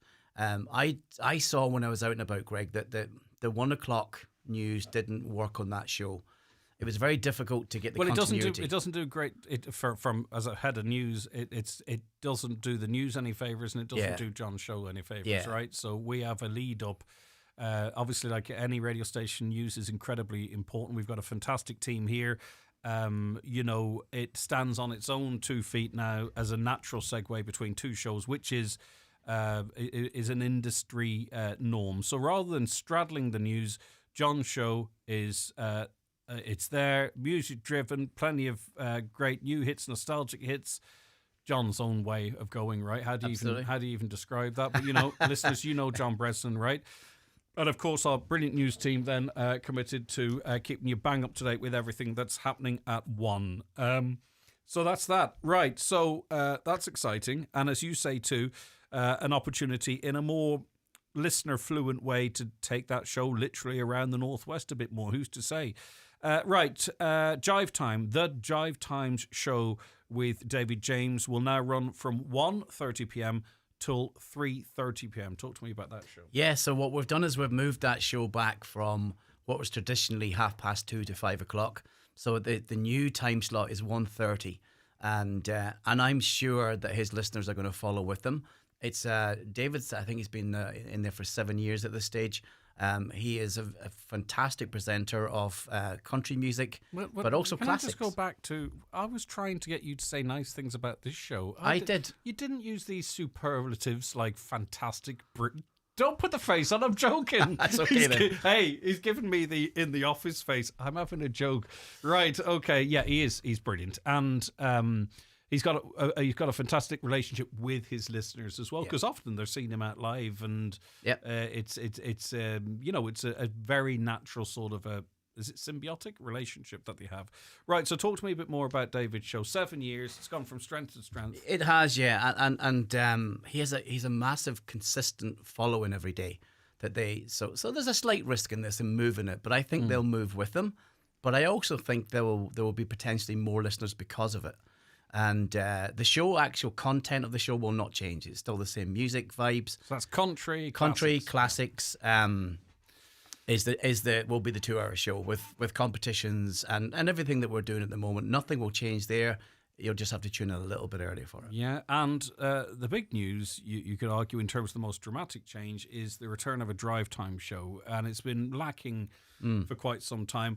And that's not to say, by the way, I have to be careful, that's not to say whatever went before was lacking. That's not what I mean. But I'm on about a show that doesn't straddle traditional time slots, that it's about getting you home. Yeah. So what's this show, Sean? So I was asked so many times about a drive time show. And that's from a listener's perspective, but also from a commercial perspective as well. So I looked at the whole piece and I thought, right, how do we fit it in? And doing what we've done and moving what we've done so far, it gave me 2 hours to create this show. And I'm delighted to announce that Danny O'Carroll will be joining us from the 5th of January. People will know Danny from Mrs. Brown's Boys, fantastic actor, and I believe will transition into a brilliant presenter as well. But I didn't want to make it... He lives in Letterkenny. He's well known, has done for years. Part of the Donegal community, of course. Has been involved in charity work. A very, very, very nice fella. Humorous, funny. So that show will probably be an upbeat show because of the person that's in it. But I thought, here's an opportunity to put another person in beside Danny. And let's make it really difficult by making it somebody he's never met before. So we've met this girl before. She's been with us for the last 3 years plus, and it's Anya Sweeney. Anya joined us in the digital team upstairs, and you know what she's done is she's progressed really well. She understands radio. She's done some broadcasting at night time as well. She's filled in for people on different slots. She's fluent in Irish, so I can't wait to see how Danny copes with that one. And I think there'll be a mix of a really good blend between the two of them. So it's a two-hander. It's a dual role. Danny O'Carroll co-presenting with Anya Sweeney, and it's their mix of personalities as works with two-handers and music, and I presume features as well. You know, fun listener interaction. There will be, yeah. And that show is called. It's you've got me on that one. It's gone right out. Sorry. It is. I know what it is. How long will I leave you? The home stretch. The home stretch. And do you know why I know that? Because I've got Caroline whispering in my ears, and you don't.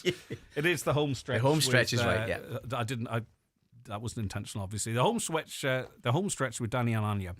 All right, now one of the the cornerstones of Highland as well, who's been here an awful long time, and the standard never slips, is Ivan Borland as well. Yeah. Sorry, I should say, by the way, our main evening news goes back to 5:30. So for you traditionalists who enjoyed it in that slot, it means you can maybe switch your routines, whatever it might be. The main evening news, keeping you up to date with everything that's happening across the Northwest, is at 5:30. And that leads into, it's back to its original format, the Power Hour. Yeah, now it's fantastic as it's fantastic in any incarnation. But Ivan Borland is a legend. He's a legend and a really safe pair of hands, and he takes us into the evening 6 to 7. He does, and he will continue to do that. No change in what he's doing whatsoever.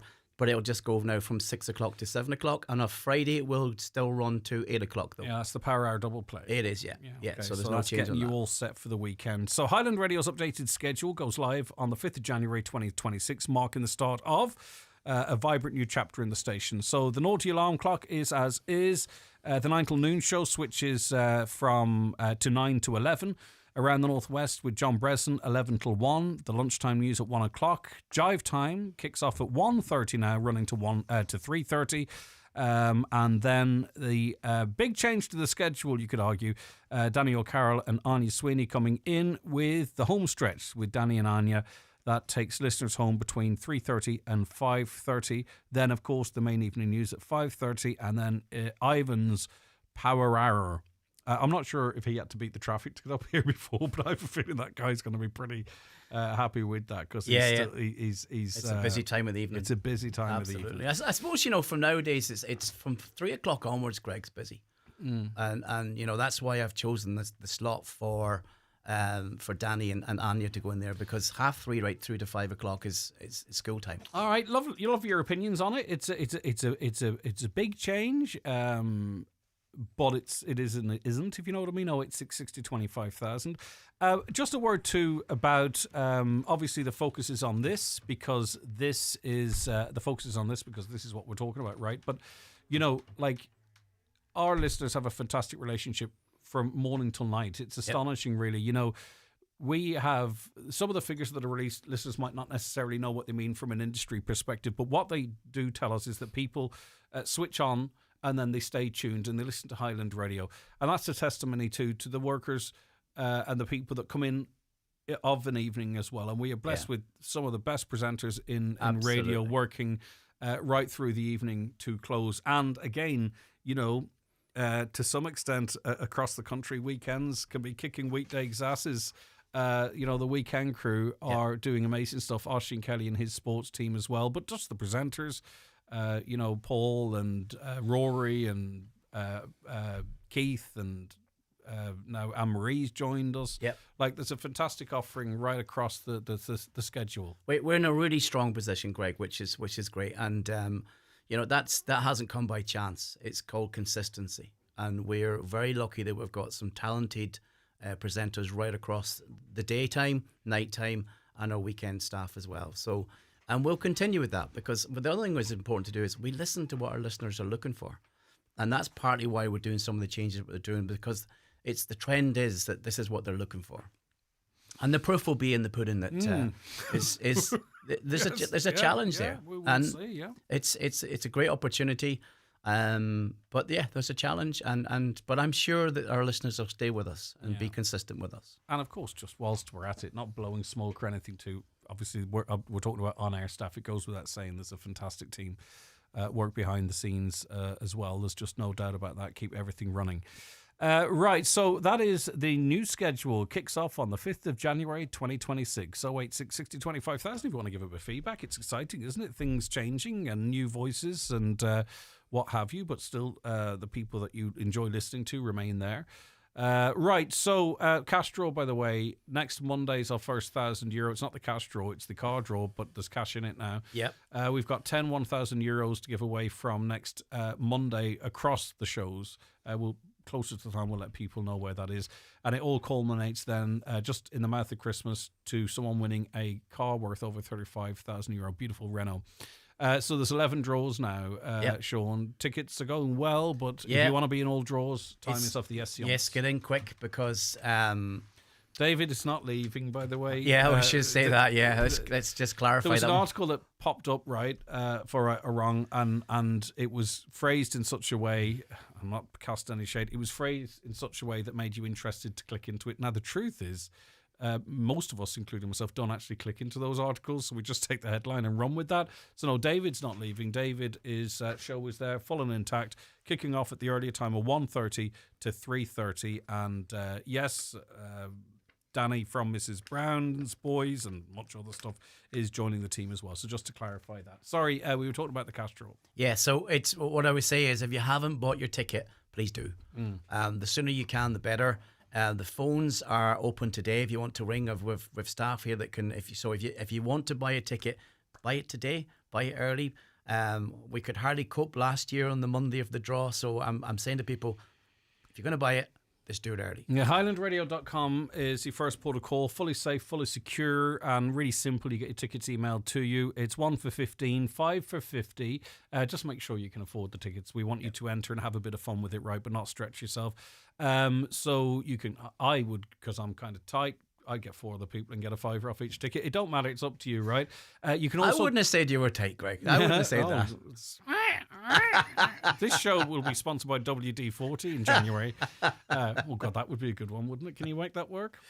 You make anything work, Greg. Right, so the tickets are 15 for one, a tenner each if you buy 5, and you can also call the radio station 07491 25,000. We're always happy to run through that process with you.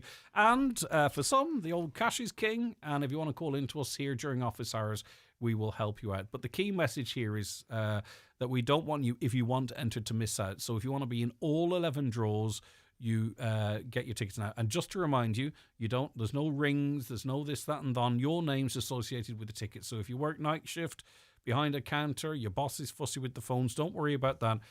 If your ticket comes out, you've won that, up to and including the car, though we always love to get a chat, and most times we're quite successful in relation to that. Anything else you want to add there, Sean? No, that's good, Greg. It's as I said, it's going well. Somebody's going to be very lucky. That's a beautiful car. It's a stunning car. Cracker. It's an SUV, isn't it? It's what you would class. It's in the it's in. Well, listen, people can see it, but it's your Qashqai, your Sportage, your it is. Your Tuscan. It's so well finished inside. That family SUV, right? Mm-hmm. Except this one's spec'd out. You want to see the size of the screen in it, and it's got all the features, lane assist and wireless charging and all that. The bigger the screen I like, I have to say. I'm one of those. I just love it. Yeah, this is a biggie. There's no doubt about that. And your heads-up display is digital as well too. It's just full of tech, as is standard. Much of it in these cars, but this one's pretty blinged.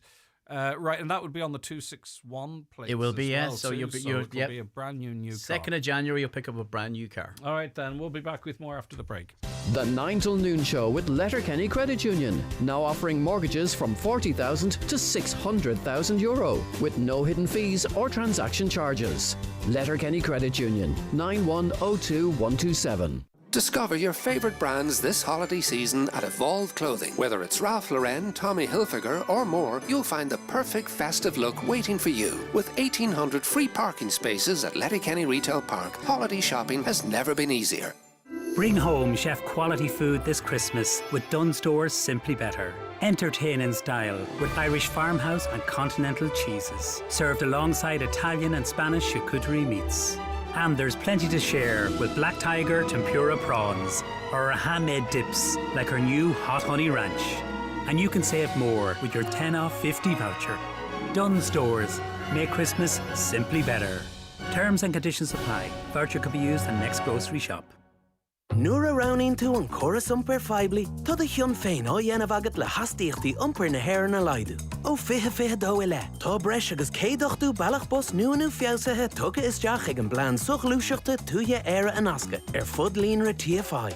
Is é sin 8 milliún turas a rinne na bailí seo an bhlín seo caite. Rud atá ag tuairt níos mó dúin le chéile bailach níos in bhúna. Cibé áit bhfuil de rial tá tábhacht le de thuras. gov.ie/your journey counts ó rialtas na hÉireann. Ho, ho, ho! Santa's here with an important message for all good recyclers. Whether from toys, tech, decorations, or devices, never ever bin batteries. Always recycle for free. It's easy. Just return your old batteries for free recycling to your point of purchase. Or find your nearest drop-off point at weireland.ie. Let's keep our planet safe and bright. Derek Ryan returns to the Millennium Forum Derry on Saturday, 7th of February, with his brand new 2026 concert tour. Special guests Callum McPhail and Dominic Kerwin. That's Derek Ryan live in the Millennium Forum Derry on Saturday, the 7th of February. Tickets on sale now from the Millennium Forum box office and DerekRyanMusic.com. Right, welcome back to the programme. How you're keeping? I hope you're doing very well indeed. 086 60 25,000. A caller says, why is there no chat show for the evening listeners? Well, I mean, it wouldn't be the norm necessarily per se. I mean, this is where sort of podcasts come into their own as well too, I think, you know, whether you podcast this show or other podcasts that we will be producing. But yeah, I get where you're coming from. I would love a dedicated radio station that only focuses on news, or a TV station. And I thought back in the day when some of the stations were being launched nationally, I thought, right, this is great. This is good. There's going to be, you know, news and current affairs all day. That's what I wanted. But it obviously doesn't commercially work because they go to different types of programming as well. Hi, Greg. Just a wee query is why shops are charging 15 cents for paper bags. I thought the government levy was for plastic bags. They don't disintegrate. Ridiculous. These shops charging for paper bags. Wow. Is that happening? Why is that happening? I suppose there's costs associated with them, is there? Right. The person I know, we nearly lost her, was in ICU 3 times after having a cardiac arrest, but she's a lot stronger than ever now. Thank God. So it'll be a good Christmas this year. Listen, that's good news. Thanks for passing that on, because it's very stressful and you're getting Christmas, which is good. Very disappointed to hear the Greg Hughes show losing an hour. It's the highlight of our morning from 9 till 12, listening to all the news from the county. I'll miss it. Won't be. Well, listen, I'll tell you what the best option is to do is give it a go. Do you know what I mean? It is, change is always, I know myself, again, speaking as a listener, change is always a change, right? And sometimes it works for you and sometimes it doesn't. In terms of what we can cover on this show, we're making some changes whereby we'll get as much content out, right? So I could break it down for you, but there's no need. Like, we're just jigging up, hitting the ground running in the morning, effectively, first thing, right? So we're straight into it.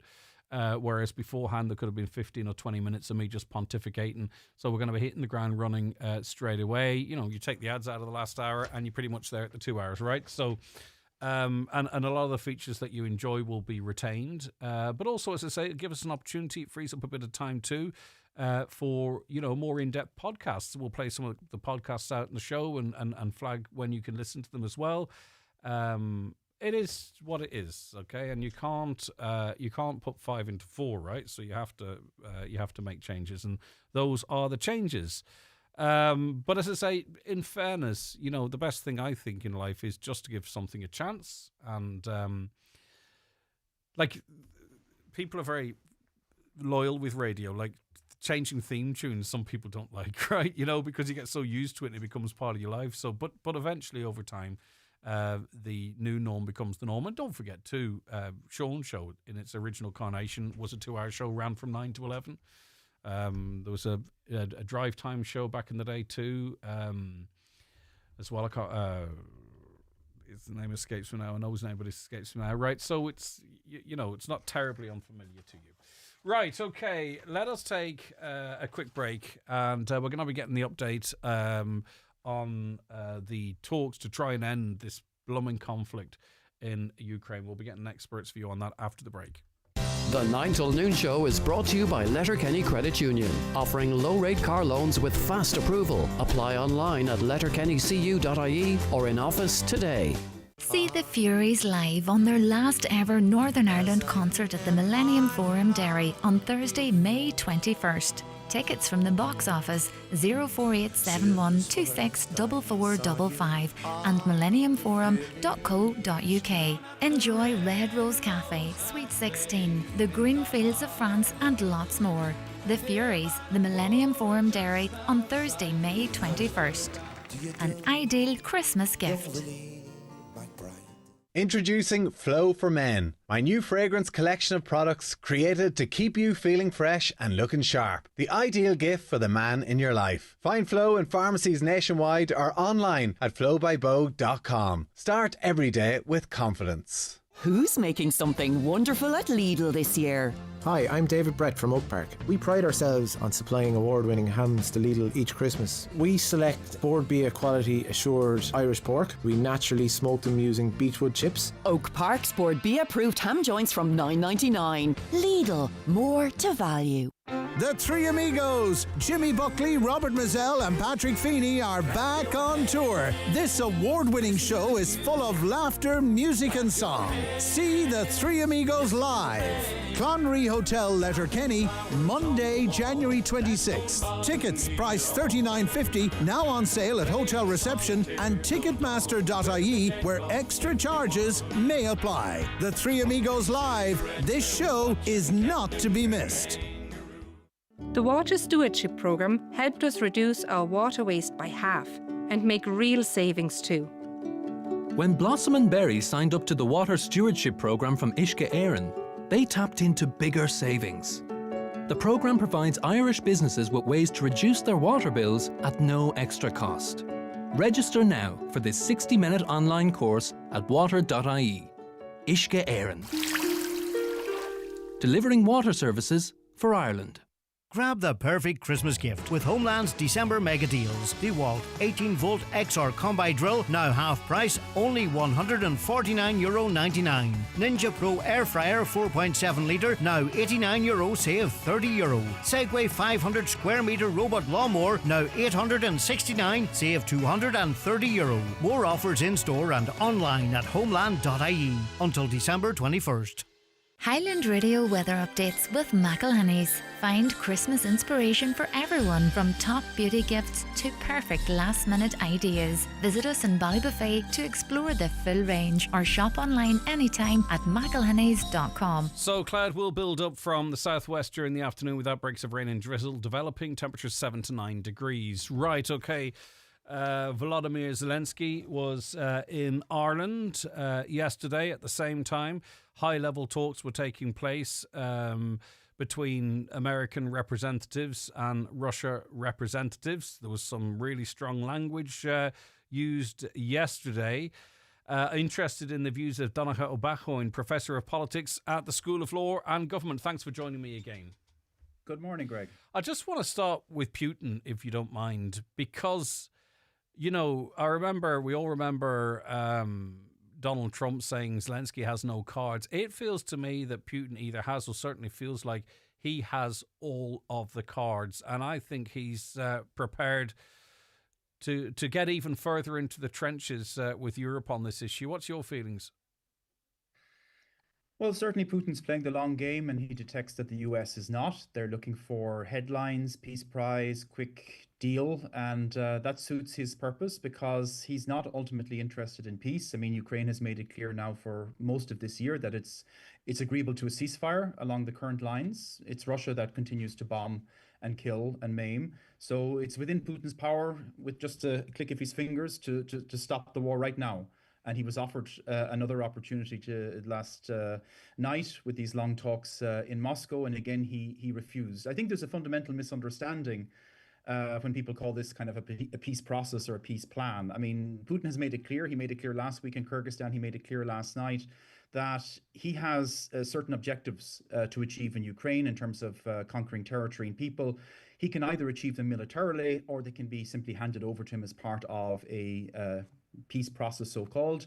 And the US has decided that it's easier to get Ukraine to fold than it is Russia. But that makes the mistake of assuming that Ukraine is similar to Russia. As I said, Putin controls Russia. Zelensky doesn't control Ukraine. He has certain limits to what he's able to agree to. And, you know, going back to my point about the long game, Putin is also on record as saying, you know, we fought the Swedes for 21 years. You know, we can do the same with Ukraine. Now, what he was referring to was, of course, the Battle of Poltava back in the early 18th century. That's really how long the view is in Russia. They can't conceive of a Russian sphere of influence that doesn't include Ukraine. So they're willing, yes, they're willing to put as much into this as they can. And they know that Europe, it may talk the talk, but it's not able to walk the walk militarily. And the US is clearly walking away. I mean, there's a NATO meeting, for example, in Brussels today. Marco Rubio will not be there. It's the first time that a US Secretary of State has not attended an annual NATO meeting since the 1990s.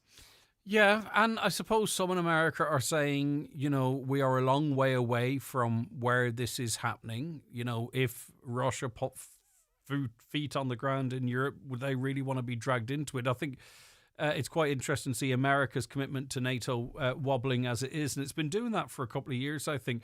But Donnacha, I think I don't want to misframe you, but I mean, it's clear that you are you come at this with your own thoughts on Putin and what he's trying to achieve and the Russian conflict. And listen, listeners know that, and that's fine too. I'm here to sort of tease things out with you. What is the solution to this, though? You have Russia, which is a powerhouse. They have, you know, quite a percentage of Ukraine now. They're not going to be defeated or pushed back unless this escalates into a conflict far greater than it is right now. So, I mean, whether we like it or not, we're going to have to deal with Putin, and it is going to cost the Ukrainians, because what's the alternative? What's the out? Well, you know, this has been the dilemma from the very beginning. I mean, you know, Ukraine has a very determined adversary and, as I said, relatively irresolute allies. But that doesn't take away from the fundamental dilemma. It's like someone coming to your house in the middle of the night, armed with baseball bats, banging in the door. They're already in the kitchen downstairs. Do you simply surrender your family to them and say and hope for the best when they've already murdered No, one but there member of comes to a point where they can have the kitchen. And I don't mean that in any way disparaging or insensitive. But if it means protecting my family, they're going to have the kitchen because I can't get them out of the house. But Greg, you forget there are members of your family in the kitchen. Are you willing to sacrifice them? Is that how you would approach your own family? I do know what you're saying. It is. And herein lies the problem and the I just want to take back from because... Can I come back on this, by the way, no, Greg? of course, because I think we fall into the trap of echoing Putin's. I mean, this is unconscious, of course, and not deliberate. But I mean, his approach and what he said last night was inherently Orwellian. What he was saying is that Europe is essentially looking for war against Russia. Yeah. And completely, eluding the point that it's Russia, of course, that has invaded Europe. Russia's in Ukraine, and power in Russia matters much more than victory in Ukraine. Victory in Ukraine is a personal mission for Putin, but unfortunately, he's never been asked to make that choice. There's 300 billion euro in Russian assets frozen here in Europe, and if they were given to the Ukrainians, they would have the wherewithal to push back and at least get a better deal. Because what they're looking for now, the Russians, is capitulation. They're not looking for a peace. That's why it's wrong to call it a peace process. Yeah, okay.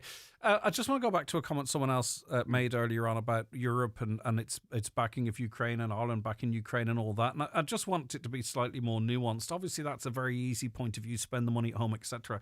But just from your perspective, if Putin had taken Ukraine over in 3 or 4 days, right, and was able to move his generals into Kyiv or whatever it might be, what would have happened next, do you think? Would he have sat there, or would he have gone, right, there's more of the USSR here that we could take quite easily? What do you think would have happened if he'd have been able to just walk over the Ukrainians and take Kyiv and Ukraine? Well, I don't have to speculate. I've spoken with the people in the neighboring countries. So, for example, I interviewed Maya Sandu, who is the president of Moldova, and she's quite clear, and that's what she said, that had Ukraine not repelled the Russians, that Moldova was next. Moldova is a small country. It's a neutral country. It's smaller than Ireland, smaller population.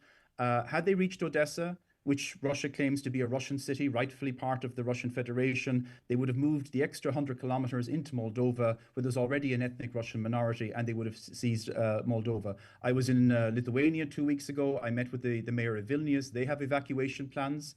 If the worst comes to a worst, Vilnius is much smaller than Dublin. They are storing up long life food with a shelf life of 25 years.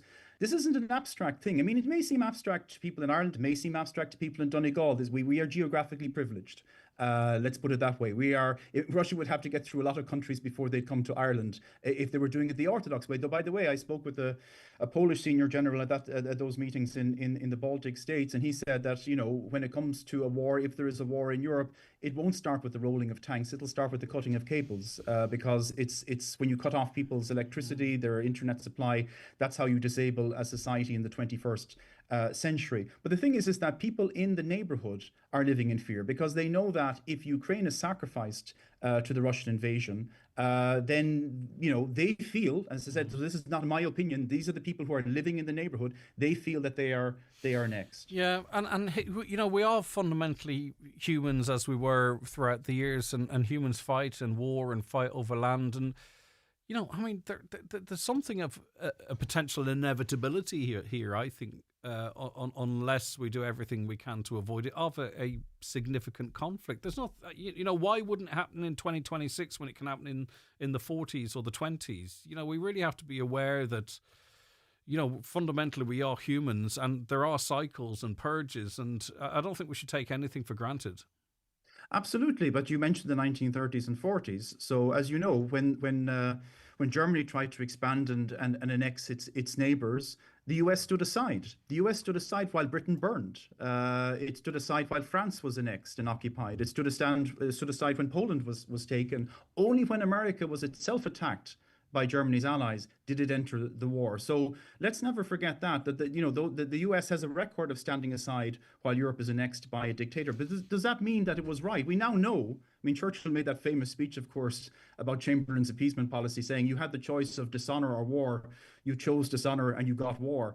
Giving Ukraine, and by the way, it's not for us to give Ukraine, of course, to Russia. And I should also emphasize that Russia controls more or less the same amount of territory, 19%, as it did in the summer of 2022. So this talk of Ukraine inevitably being pushed back is not in But it's the human cost. Reality. I know what you're saying, Donnacha, but it's the human cost. Listen, thanks as always. I do appreciate your time. It's greatly appreciated. Donnacha O'Bachoin, Professor of Politics at the School of Law and Government. And I will get an alternative view in relation to this. I do want to tease out really what, the Biden administration, what Europe could have done to try and offset in the first instance. This is not in any way to defend what Vladimir Putin is doing, but what did we do to avoid this? How did we negotiate with Russia about their concerns about NATO being right up against its borders, etc., etc.? There is more to the story. I'm conscious of that, and we will tease it out. The 9 till noon show with Letterkenny Credit Union. Simplify your debts with a debt consolidation loan from Letterkenny Credit Union. Call us on 074 910 2126 or apply online via our app or in office today. I love that we renew our commitment to each other every single year. And I love that you still send me post. My heart flutters when I open your envelope. The TV licence. You don't have to love it, but you do have to pay it. It's the law. Get your TV licence now at tvlicence.ie or at any post office. Brought to you by the Government of Ireland. The Private Security Authority is the government body responsible for regulating the private security industry.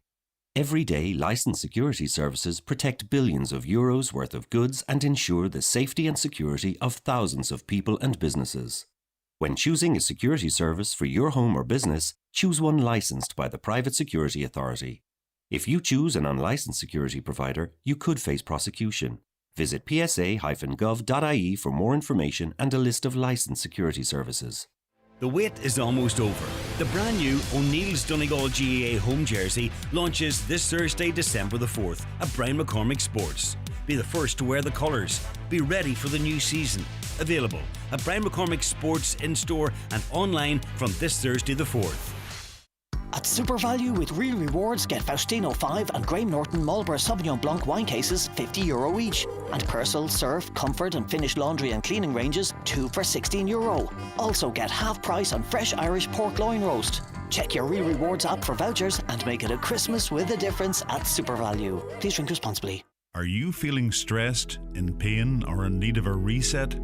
Imagine a place where gentle healing vibrations, light and sound gently wash over you, nurturing both your body and mind, melting away tension and easing pain. This is possible at Beyond Light Therapy, designed to support deep relaxation, renewal, and your body's natural ability to heal. People report a sense of calm, improved mood, mental clarity, and renewed energy. At Beyond Light Therapy, where health begins, experience the first 60-unit energy enhancement system on the planet. Call us today to begin your journey.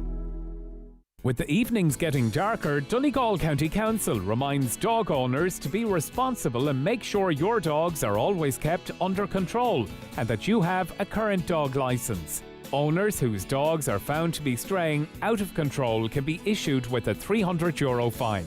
And keeping a dog without a licence can attract a fine of €150. You can buy a licence at any post office or online at donegalcoco.ie.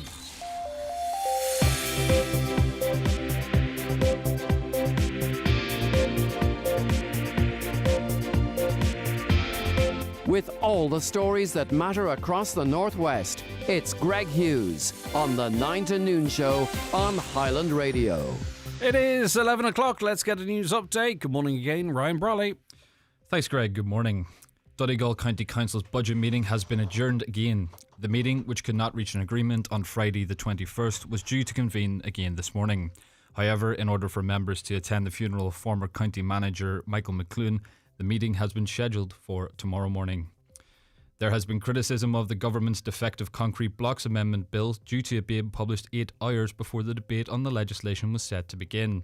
The bill included provisions for side-by-side building in limited cases, alongside increases in payments and the cap. However, opposition TDs say the revised plans are still nowhere near close to delivering a 100% redress scheme. Illegal dumping in Meanderry in Falcarra is being investigated by Donegal County Council after it was brought to light by a councillor on social media. Councillor Dennis McGee said he raised the issue following calls from a number of local people about the problem. He says this is not the first case of illegal dumping in the area, and he hopes for swift action. Under new infrastructure plans by the government, it is going to be much harder for people to object to development projects. The plans aim to cut red tape for decisions around housing and road projects. They will also set out who is allowed to take judicial review, and it will also be more expensive. And the time of Highland Radio's main evening news is set to change. As part of a new schedule which launches on Monday, January 5th, the evening news moves to 5:30pm. The new schedule will see a revamped Greg Hughes show on air from 9am until 11am, followed by Around the Northwest with John Breslin from 11am until 1pm. Full details of the new schedule is on our website, highlandradio.com. That's all from the newsroom for now. We'll be back again at 12 o'clock. Thanks, Ryan.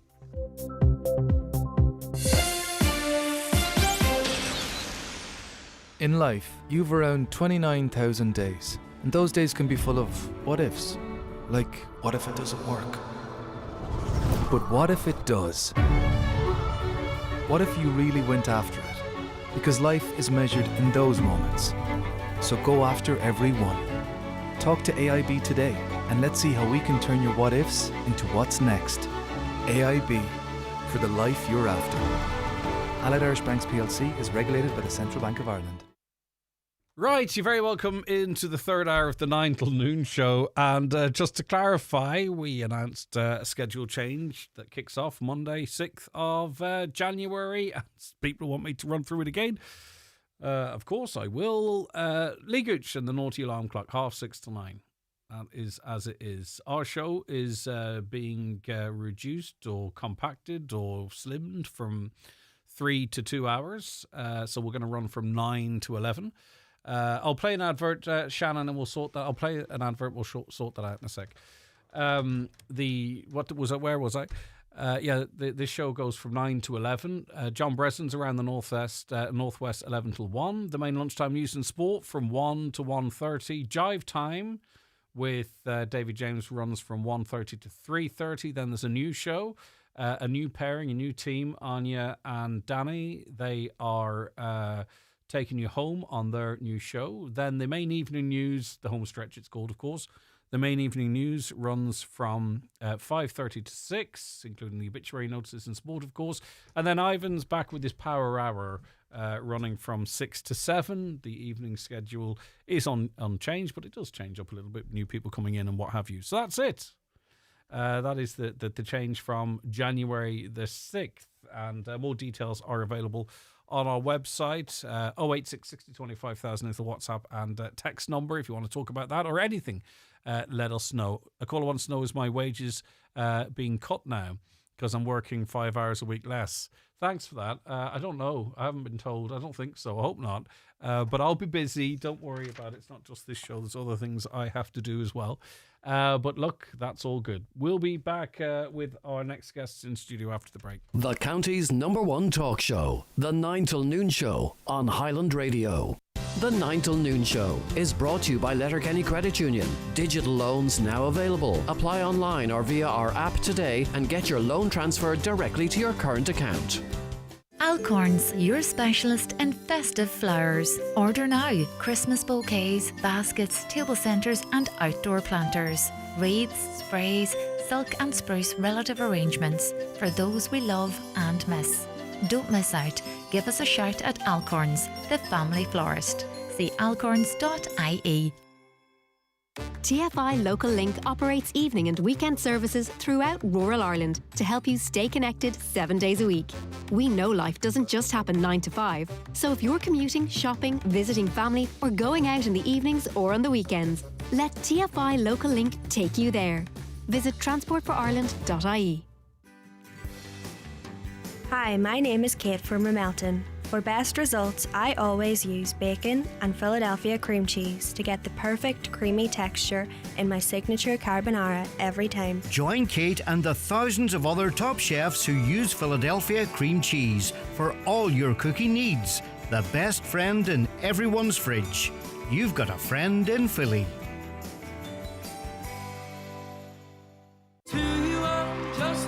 Zach Bryan, live at Park Equive, Cork, June 20th and 21st, and Boucher Road, Belfast, June 23rd and 24th. Subject to license. Tickets from $97.25 go on sale this Friday at 10 a.m. May be subject to fees. Presented by Aiken Promotions. Do you know Claire Clothing, Letterkenny, has moved to 54 Upper Main Street, right beside Brian McCormick's? And we are now exclusive stockists of Bugatti women's wear at Claire Clothing, Upper Main Street, Letterkenny. Who's making something wonderful at Lidl this year? Hi, I'm David Brett from Oak Park. We pride ourselves on supplying award-winning hams to Lidl each Christmas. We select Board Bia quality assured Irish pork. We naturally smoke them using beechwood chips. Oak Park's Board Bia approved ham joints from $9.99. Lidl, more to value. Christmas just got even bigger at Highland Radio. Not only could you win a brand new Renault Symbios Techno worth over €35,000, but from December 8th to 19th, we're giving away a grand a day. If you've already bought your ticket, you're automatically in. If you haven't, now's the time to get your tickets at highlandradio.com. Highland Radio Time Checks brought to you by EirGrid, the operator and developer of Ireland's electricity grid. EirGrid, powering up communities, powering up Ireland. The time is... It is 7 minutes past 11. Welcome back to the programme. Right, I've got three ladies with me in studio. Aoife McEldowney, good morning to you. Thank you for joining us. Claire Egan. Hello. Hey, Claire. And Roisin Gardner. Roisin, okay. And you're all involved with the Swilly Seals. Before we talk about what's coming up, right, Aoife, do you want to explain what the Swilly Seals are? Because you're a former swimmer with them, of course, and now a coach. So what is the Swilly Seals? That's a great question, Greg. Yeah, so the Swilly Seals is an amateur local swimming club in Letterkenny, and it's been around. It's now the club's 40th anniversary. I can talk a little bit about my experience there, But the club itself, right? Do you swim in the sea, in the pool? No, in the swimming pool at Ora. It used to be in the old swimming pool in Letterkenny, but now it's moved down to Ora. Great. So that development of that facility was great for you guys, yeah? Yeah, it was, yeah. All right. And how many, so what does it do over the course of the last 4 decades? Obviously, is it fun? Is it for competition? Is it a mixture of all of that? It's actually all of those things, yeah. So there's competitive swimming, there's people who just want to go and train for fun. So it really covers a whole mixture of different levels and abilities, and it's very inclusive of everyone as well. So, and that's been throughout the years that it's been in existence. It's really quite remarkable. Any organisation to last for 40 years is it's a real testimony to its success. And Roisin, you're a coach with Swilly Seals. Did you ever swim with them? No, my background, Greg, is in swim teaching. So I'm that old. I used to actually work in the old swimming pool before it was demolished. Look at her fishing for compliments. I ain't biting. Somebody in my work actually said to me today when I said I was coming up to promote the 40th anniversary, they said, "Oh, have you been there since its foundation?" Right, okay. Someone's getting detention. So I'm on a roll today. But so I actually worked in the old swimming pool, and that's where I met my husband actually. And we taught swimming lessons there, and a lot of the kids then went from swimming lessons and they progressed into the club from there. And then I did my own thing. I do open water swimming myself. And then my kids came along, and then I taught them how to swim. Yeah. And then they got into the club. And then I said, you know what, maybe it would be nice for me to join the coaching team. Yeah, and, for sure. Yeah. And I mean, your children and are amongst thousands potentially of other young people and people of all different age groups that have been trained through this organisation over the years. Yeah. And you're the next in the line, you and Aoife, of course, who was also a swimmer, of volunteers, and committees that keep this type of an organisation going. 100%. We have a strong force behind us. The committee are incredible. They're like birds in the night. You don't see them or hear them, but they are constantly working in the background. They do pancake mornings for the kids to just generate interest and camaraderie. These kids are forming friendships during their formative years. And obviously the coaches then are so committed. We have 4 sessions a week in the B squad, 4 sessions for C and 4 for A. So we have a strong coaching team there. All those sessions have to be covered by all volunteers. So we're juggling work, we're juggling family, and we're making sure that the swimmers are always catered for. And all with busy lives as well. As a mum, as a worker, as someone working, there's only a certain amount. I'm going to bring Claire in a minute, Aoife. But I just want to learn a little bit more about the club. So in terms of, you heard ABCs, what's the structure there then?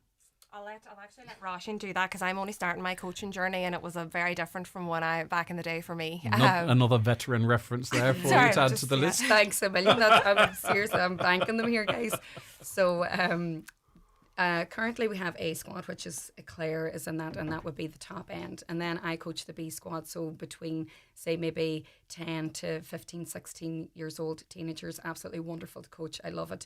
And then we have the C squad then, and they would be slightly younger. Say maybe you would have maybe 8 to 10, 12 years old there. And then we have our junior squad then, which we call pups, and Development 1 and Development 2, Brilliant. Which we've just actually tried to transform the club a wee bit this year, moving towards more our competitive side and our recreational side. Well, that's what I was going to say. Talk to me a little bit before I bring the other guests in about the sort of what is sort of recreational, what is in learning. Listen, it's not just our seas, it's the lakes, it's the quarry. 100%, being able to swim it's astonishing actually how many people along the coast can't swim. Yeah. But so what is the balance between sort of learning to swim, obviously great life skill, the leisure element of it, and then the competitive nature of it? Is that throughout ABC? So Swim Ireland have a pathway there, and we would start with the fundamentals of like water confidence and that's the kind of thing that you would do in your swimming lessons, Greg. And then you would move on to, your technique. And then once you've kind of achieved technique, then you would be joining the Swilly Seals then. So we would work a lot on technique in Development 1 and 2 and our pups, and then we'd be moving more towards, competitive swimming in our CB and A squad especially. And within our lanes, so we have 6 lanes in Aura. We're very, very fortunate to have that facility. They're incredible to us. And we have our lanes then are kind of divided up into our recreational and competitive swimmers. And then when we're approaching competition, then we're like fine tuning those swimmers. We're looking at a lot of technique, our turns, our dives, our starts, all of that there. You would see a lot of incredible swimming from Claire's squad and the B squad there.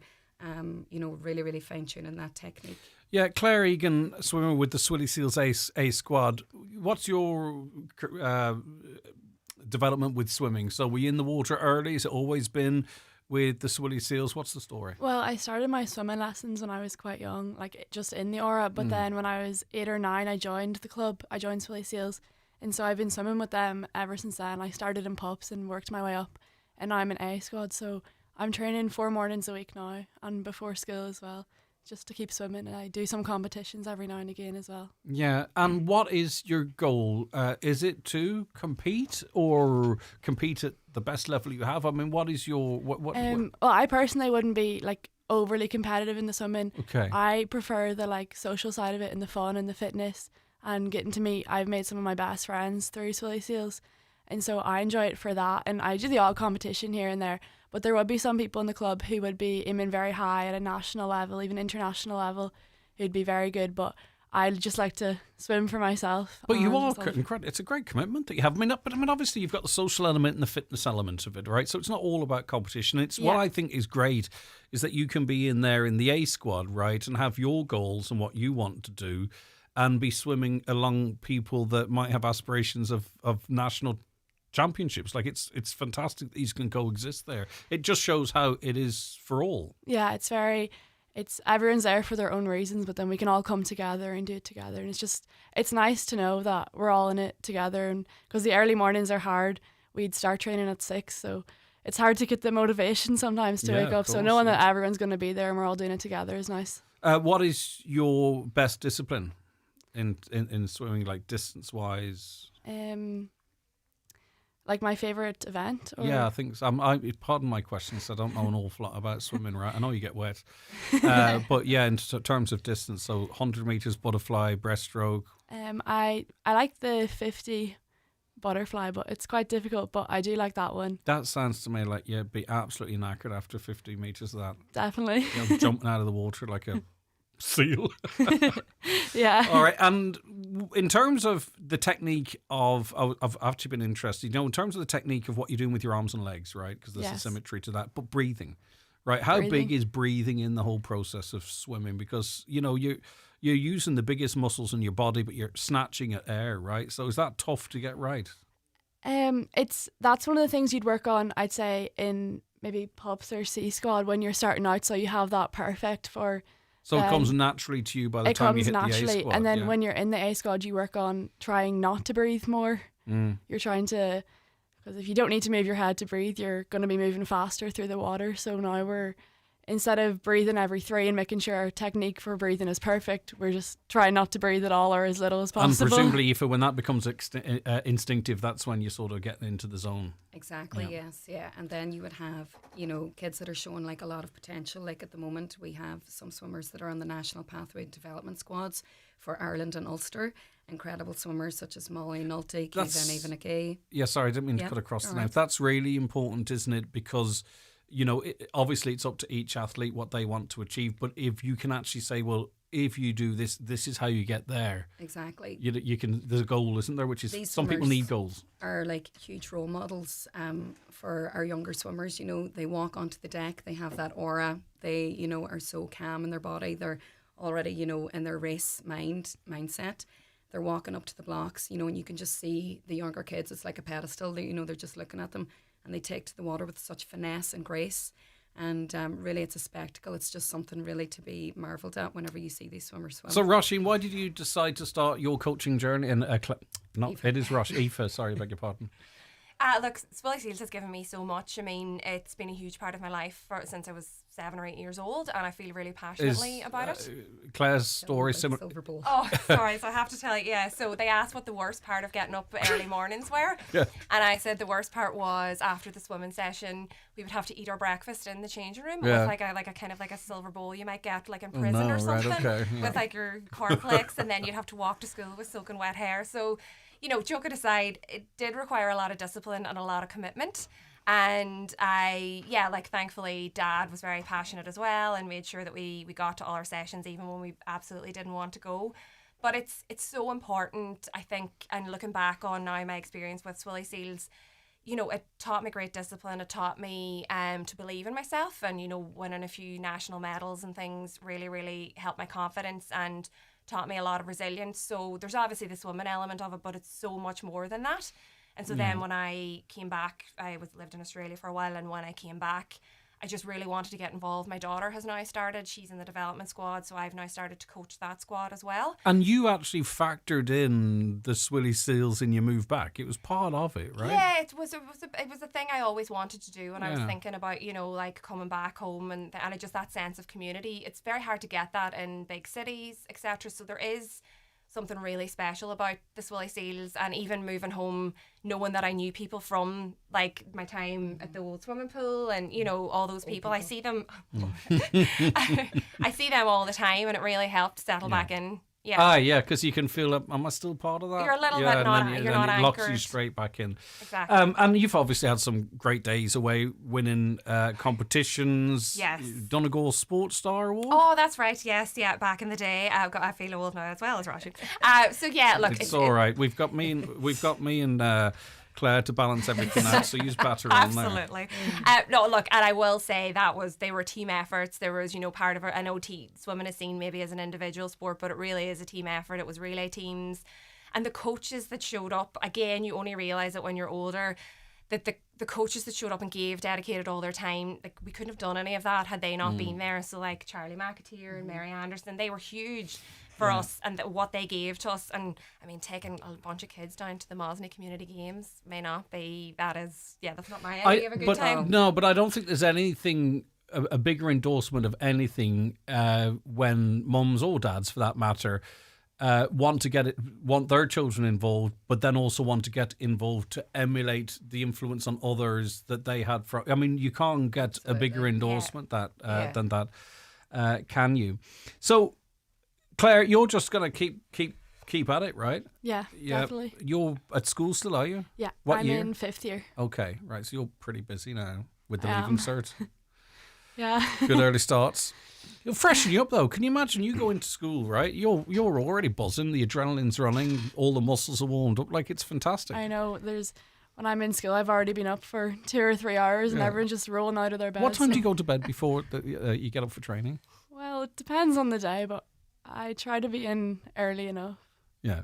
She's not saying because she goes to bed at 9, 3.5 hours on TikTok. Very disciplined. If Paddy Bond is listening, Am I right? he's probably saying, Yeah, of course. I was someday. thinking that. I didn't want to throw you under the bus there. And there's an event coming up, isn't there? Yes. Talk to Yeah. me about that. Oh, but no, sorry, she don't talk to me about that hair. How come we've all the- got nice hair? What's going on? Yours should be green. My daughter has a top tip for the hair on. now. So she is at this wonderful age of 14 now, and she takes between 30 and 40-minute showers after Swilly Seals. Well, that's a nightmare, man. Does she not know that those showers don't run themselves? That's where the crack is, Greg. Right. They're all in the showers, in the aura together, and they're putting on the conditioner, and I'm out of fortune in conditioners and this sort of thing. Though she has her process. Hair hacks, Right. conditioner Okay. under the hat, all of that there. Yeah, Conditioner they have under the hat. glossier hair than me. Yeah. That's a new one, me. right? Yeah. Claire, Yeah. It's what's your top hair tips? top hair tip? Just, I don't know. I think. But all that making chlorine, sure it you should- wash it straight when you're Okay, done. wash it No, straight when no you're done. delay. That's it. All right, okay. So let's talk about the gala then. Who wants to take that one? So we have the 40th Gala coming up now on the 13th of December. We're super excited for this, Greg. We are inviting Derry City to join us and Strabane Otters, two clubs that showed us a huge welcome back at the time when the old swimming pool was closed for a period. These clubs facilitated training with Swilly Seals at that time. So this is a give back to them. We're inviting them on the night. It's going to be competitive. So we're going to see some excellent swimming, excellent high quality swimming. And afterwards we are having teas and coffees and tray bakes for anybody who is available to call down. We'd love to see past members, coaches, parents, committee members to come down to meet the It's old a real faces. opportunity to reconnect as well. Yeah, So 100%. we were Yeah. talking about Yeah, that. What an 40 opportunity years. to turn up Yeah. because you're going to bump into people you know. Yeah, and I think I've spoken to other people who are part of the Swilly Seals and they all feel the same about that, that sort of camaraderie and the team spirit and stuff. So I would encourage all the past swimmers and coaches and committee members to come down. And while it'll be competitive, it'll also be really good fun as well. Yeah, so it'll be a but bit of if a you're laugh. competitive, you're competitive, right? They can be competitive. We'll Well, have to. I can't have a friendly game of pool or darts, and I don't care who I'm playing, right? If you're competitive, you're competitive. That But is true, I yeah. understand where you're coming from. And is that in categories, like age categories and stuff, or how are you doing that? Yes, it'll be run similar to a PTL format. Brilliant. If anybody's listening is familiar to that, that's like a provincial town league. So they'll all be put into their age categories, and there'll be some. It'll just be a great event. And we would encourage anybody who's curious about swimming, competitive swimming, to come down and have a view on the gallery as well. Like, it just doesn't have to be past and present club Yeah. members. If you're interested yourself, Greg, you're more than welcome to pop down for. Give it a go. Give it a go. What makes you think I don't swim? Just your question about the breathing there, maybe. I don't swim at her level. I mean, it doesn't mean I can't. I can doggy paddle to get myself to safety. As I said, all abilities are welcome. I mean, I can't. It's in bursts, right? I can swim. We'll just do we'll do like half a lane Width. for you. Half a width, yeah. Okay. I can imagine me disrupting the whole thing, doing a width in the middle. I didn't judge yous on your age and stuff, but anyway, here we are. So when and where? So it's going to be Saturday the 13th in the Aura. Warm up is at 5 p.m. and then it will start at 6 and teas and coffees hopefully around 7:30. And before you let you go, I want to, because I kind of spoke over at the end, and I want to make sure everyone gets a mention, just in terms of some of the people that have come through Swilly Seals or are sort of on the brink. I don't want to put you on the spot, but throw some names out there.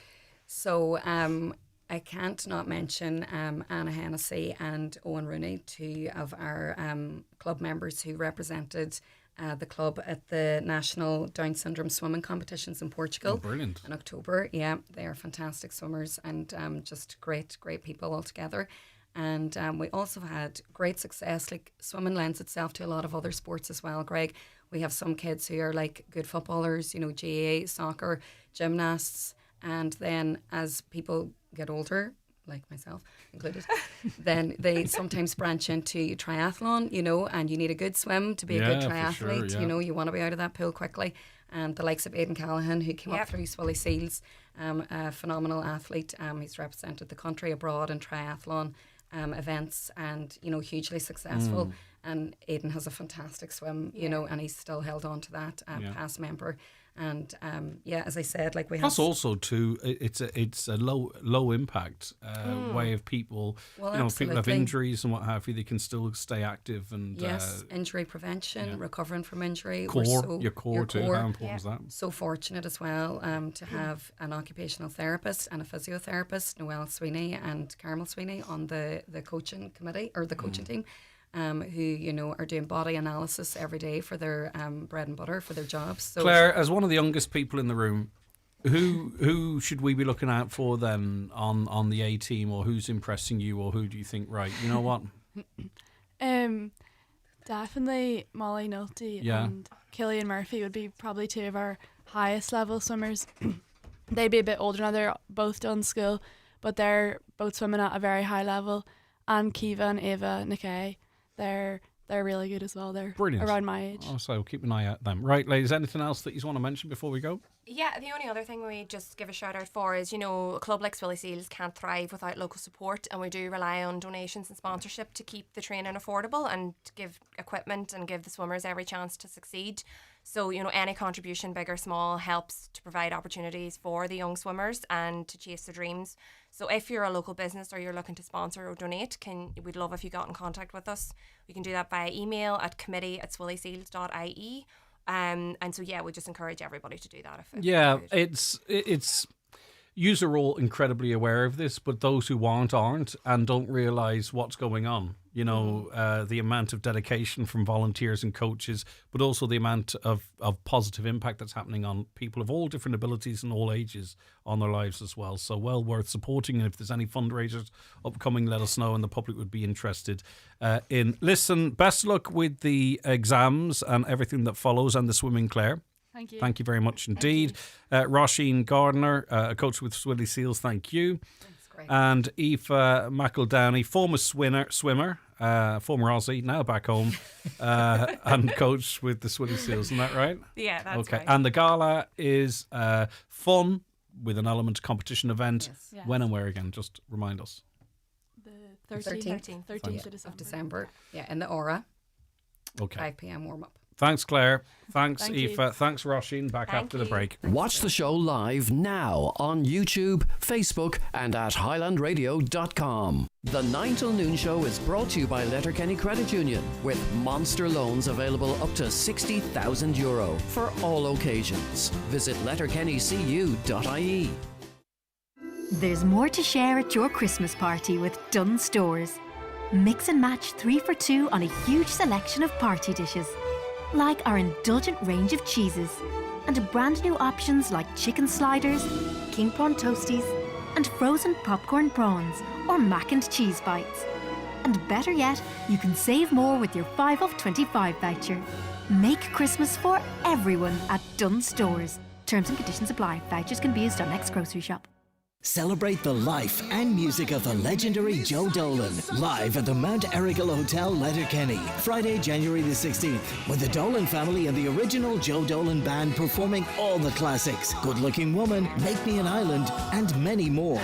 Tickets on sale now from the hotel reception and Ticketmaster.ie.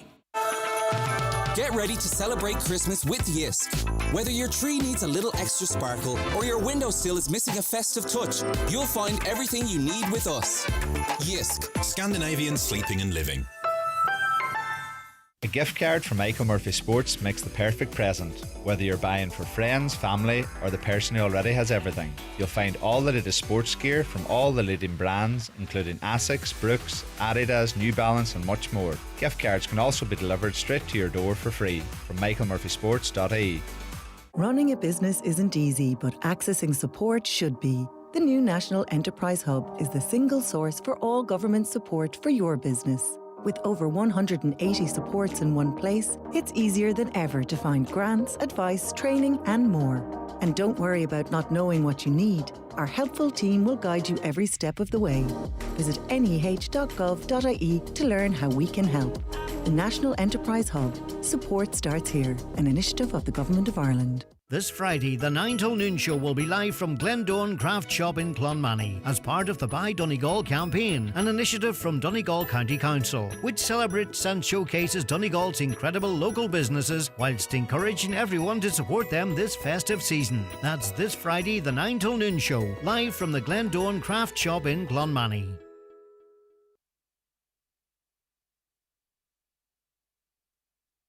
Sorry about that.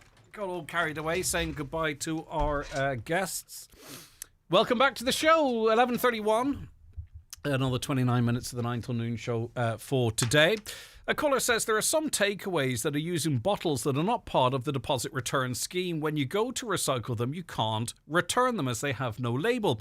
How is this fair if other takeaways are playing by the rules and paying the deposit? Well, it's not just takeaways. This I've come across quite a number of places because, like every house, you would swear the can in our house is worth €1 million. You know, you dare squeeze a can and you're getting a clip around the ear, right? But you do note at times you look around the can and they aren't recyclable. I don't know what the ups and downs of that are, to be honest with you. I don't know the legalities of it. If they're not charging the 15 cent, does it matter? I just genuinely don't know. The US is correct to stay out of the proxy war.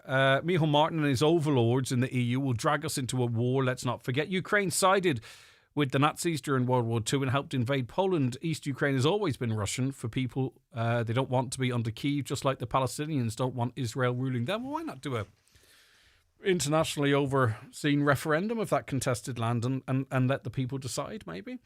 If we are a neutral country, which we're not, by the way, don't kid yourself, but if we are a neutral country, why is this country giving money to this war? It seems to me Zelensky like a Dyson Hoover, which is a contradiction in terms, sucking up money everywhere he goes. Maybe I'm wrong. Listen, we're not neutral, right? We might be, we're not politically neutral. It's an outright lie to say Putin isn't interested in peace. It's Western Europe that isn't interested in peace. Peace is a dirty word in Europe now. They keep urging Ukraine to turn down any chance to reach a peace deal and continue fighting. Everyone can see it except the powers that be. Closer to home now. Deputy Charles Ward is on the programme with me. Good morning to you, Deputy of the 100% Redress Party, of course. How are you keeping? Good, Greg. Good morning to you all, and good morning to all the listeners. Quick reaction to you. Were you in the Dáil for Vladimir Zelensky?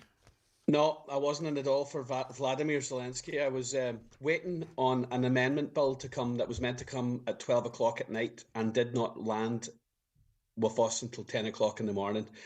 We had prepared statements on this, and we had to rewrite everything because the government basically were trying to pull a fast one with publishing the bill at 10 o'clock at 10 o'clock in the morning, and then expecting us to debate it at 6 o'clock in the evening. Why, when we're talking about listen, it's not a local Donegal scheme now. This is a national, multi-year, multi-billion euro scheme.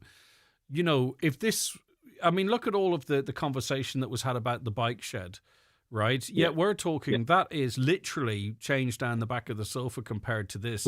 That got weeks and weeks and weeks of coverages and still referenced to this day. Why does no one care that we aren't properly scrutinising a multi-annual, multi-billion euro use of taxpayers' money? You know, I don't want to use that phrase, wake up, but come on now. Like, this is massive. It's not local, it's national. Yeah, it's national, and it's a scandal, and it doesn't really whet their appetite. You know, it doesn't whet the national newspapers' appetite, and a lot of them would have a lot of dealings with the government, and they know that, you know, there's more skullduggery going on within the government, and that makes better headlines. But the fact of the matter is, there's a humanitarian crisis going on. I just want to add another thing, by the way, just for public discourse. At the end of the day, the Children's Hospital will look like small change compared to this scheme. And people are saying, oh, ban this, ban that, overlord, who signed that, scrutiny. And here's, again, sorry to reiterate it, multi-year, multi-billion euro scheme, and it's just being rushed through and no one cares. And yet, you keep talking about when's the children's, in terms of billions being spent, that's nothing compared to this. I would totally agree. And I'll give you another example, okay? And I understand there's a war in Ukraine. I totally understand that. And we've handed over 110 million to Zelensky yesterday, right? But there's 43 families at under €1 million that have been abandoned by the state, that were told that if they went, they would be getting a retrospective payment. These are the early 43 adopters. families. These are the people that Yeah. finished their houses before this retrospective deadline. There's 43 of them. They're left high and dry. They're 40, 50, 60, 70 grand short. They're not getting this uplift. Yeah, and I also spoke last night. Like there's €1 million worth. That's under €1 million would sort these families out. They were promised this. They went in good faith. They're in debt, and the government with a swing of a pen could sort this, but they didn't. And then the other end of it is, I was on the floor of the Dáil last night, where there is a second-class citizenship thing going on here, where a family in Dublin who were on the Pyrite scheme, and a family in Mayo, two sisters related, and one has had 100% redress in Dublin, and the other is short by over €150,000. And we're treated as second-class citizens. There's no other way around it. It's fact. Oh, I just want to timeline this before we get into the nitty-gritties of it, right? This is the Defective Concrete Blocks Amendment Bill. Yeah. This has been worked on for a year, right? So 365 days of work went into this bill. Now, the way we have this country set up is that before a bill moves on, it's scrutinised, right? That's why you elect your TDs, because what happens is they hold the bill to account, they hold the government to account, they scrutinise it, they find out any problems, any faults before it reaches a point whereby there is of no return. In your experience so far, ordinarily, a first stage bill to the second stage bill, what type of a gap is ordinarily between those two processes? We could have processed this in weeks. It shouldn't have taken a year. But I'm on about moving it from this stage to the second stage. Moving it from this stage to the second stage, it should have been done, and you could have done it in a couple of days at least. No problem at all. You could have rushed it through, but we would have scrutinised it. It would have gone to the Housing Committee. But it's the secrecy behind it. It's the cloak and dagger stuff. Announcing a bill that took a year and then publishing it at 10 o'clock in the morning before the debate, and then doing a press release at 3:30 saying that we're going to include in the next one side by sides and semi-detached coming down at the same time and all this. This is deliberately done to take the shade off. The fact is that 43 homeowners abandoned, IS 465 not following the science, still no proper checks on quarries. They don't know if they're producing but materials. Presumably this has provision for taking into it the new regulations when they are published. I would imagine that. When they're published. Yeah, okay. But is there, whilst you might not be happy with the process, does this make the remediation scheme fairer and more practical?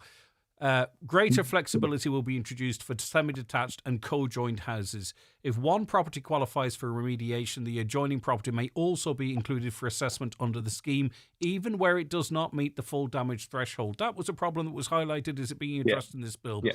Provision will be made in certain cases for the construction of adjacent dwellings, which was another thing people were looking for. This measure is intended to assist vulnerable families who face challenges in finding suitable alternative accommodation while their homes are being remediated. So the scheme has been adapted to address those concerns. Builders will now have to prove compliance before homes can be occupied, ensuring safer housing for families. Compliance with what, though? Compliance with what? Block regs? How does that work? What standard? Yeah, exactly. What standard are they going to be held accountable to? You know what I mean? This is what we need. We need proper governance here. We need proper governance. We need proper checks and balances. Basically, the system they have in Northern Ireland for building control, we need to adapt it and follow that like the Bible. It's the only way that you can get it done properly. And there's a reluctance to build in Donegal. There's no two ways about it, because there's block suppliers who are supplying blocks that don't know if the blocks are safe. There's people, suppliers come in from Northern Ireland now and have an advantage over what's currently going on, which is wrong. And what I'm trying to say to them is, we've got to do this properly. And the reason is these amendments, there's still 43 homeowners abandoned here. You know what I mean? And the side-by-sides came in late, but that still has to be amended for, and they'll say it'll be amended for in court. We've seen what it's like, and the opposition TDs stand up and they go, unfortunately, it took a year. It shouldn't have taken it. No, it shouldn't have taken a year. We could have had this done and dusted. That's the government TDs you're talking of there, not the opposition. Yeah, the government TDs. That being said, there was a united voice from Donegal. Pat the Cloak Gallagher highlighted issues. Charlie McConnell-Logue said outstanding issues need to be dealt with urgency. Pádraig McLaughlin made the contrast that you did between the pyrite situation in Leinster, and you're speaking as well. So, I mean, there was something of a united voice. People can put blame around the place, right? But there was something of a united voice from Donegal across the political divide saying that this has taken too long. Other stuff needs to be included. Is that encouraging to you that we heard such strong commentary from government deputies? Now, I know it's not easy as an opposition TD to assess favourably government TDs, but in fairness. No, look, it's like everything. The devil's in the detail, right? So Pat gets up and Pat tells it the way it is, basically. And Charlie will say, there's teething problems. It's beyond teething problems what we've got going on here.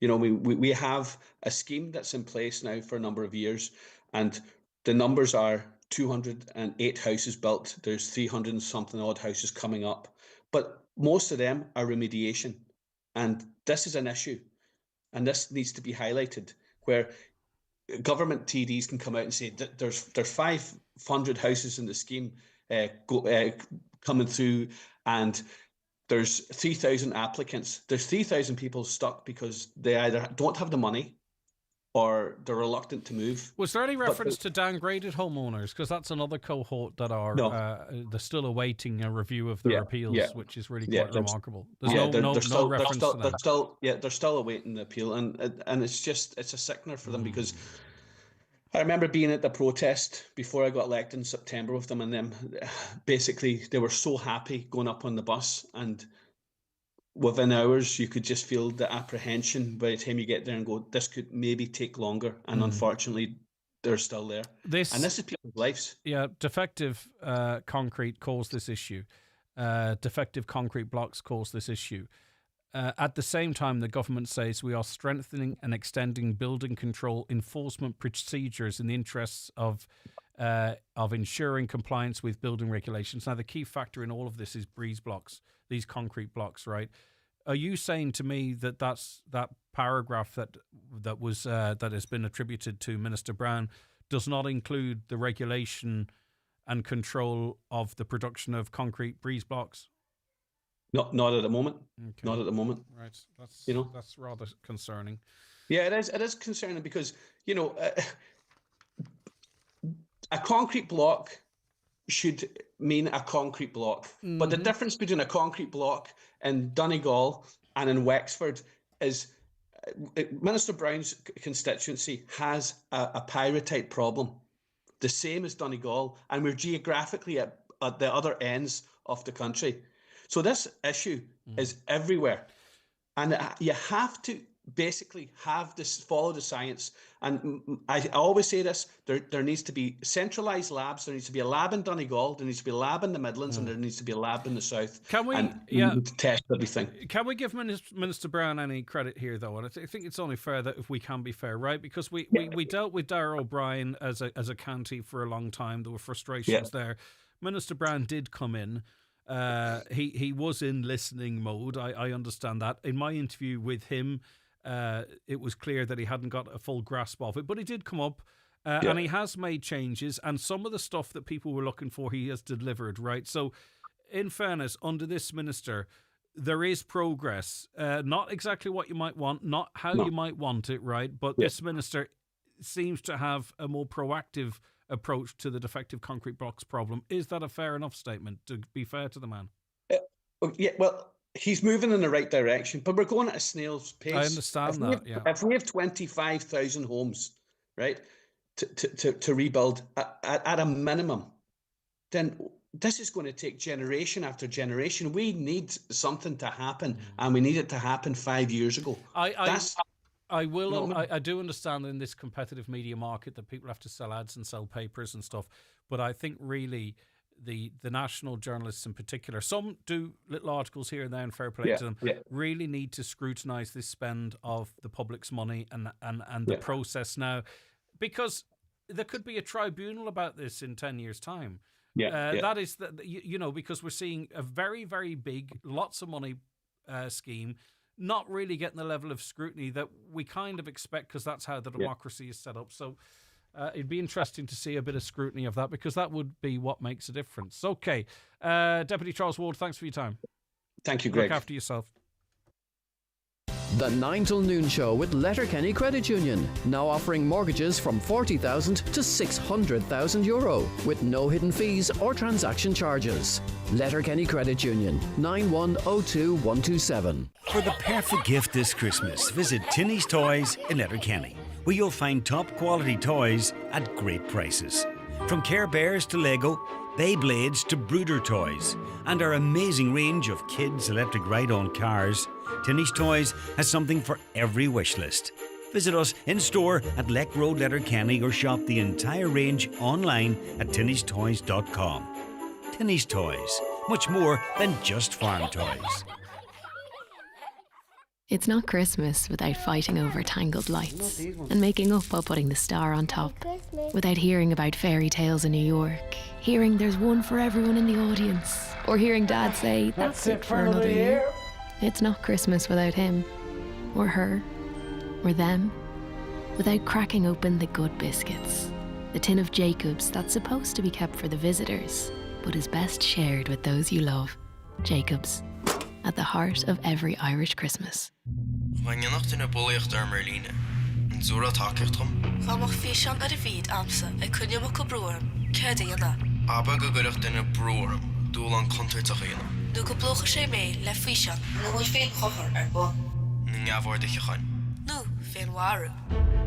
Is féidir le leanaí agus daoine óga teacht ar Oregon, bolíocht, ábhar gáirsúil agus learmór contortíile ar líne. Ní ceart ghlacha le hábhardí bhalach riamh. Ma hagan tú dinné thuairisciú don ordan ar a bhfuilse. Chun tuile óla se áil faoin ghaoile tuairiscí anamh. Téach commission na meán ag www.cnam.ie. This Christmas, make it magical with a top-name fragrance or gift set from McGee's Chemist Letterkenny.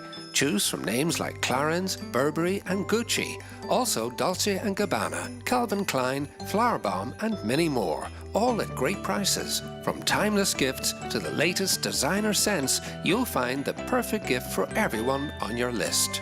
Shop in-store or online at mcgees.ie. McGee's, where the best costs less.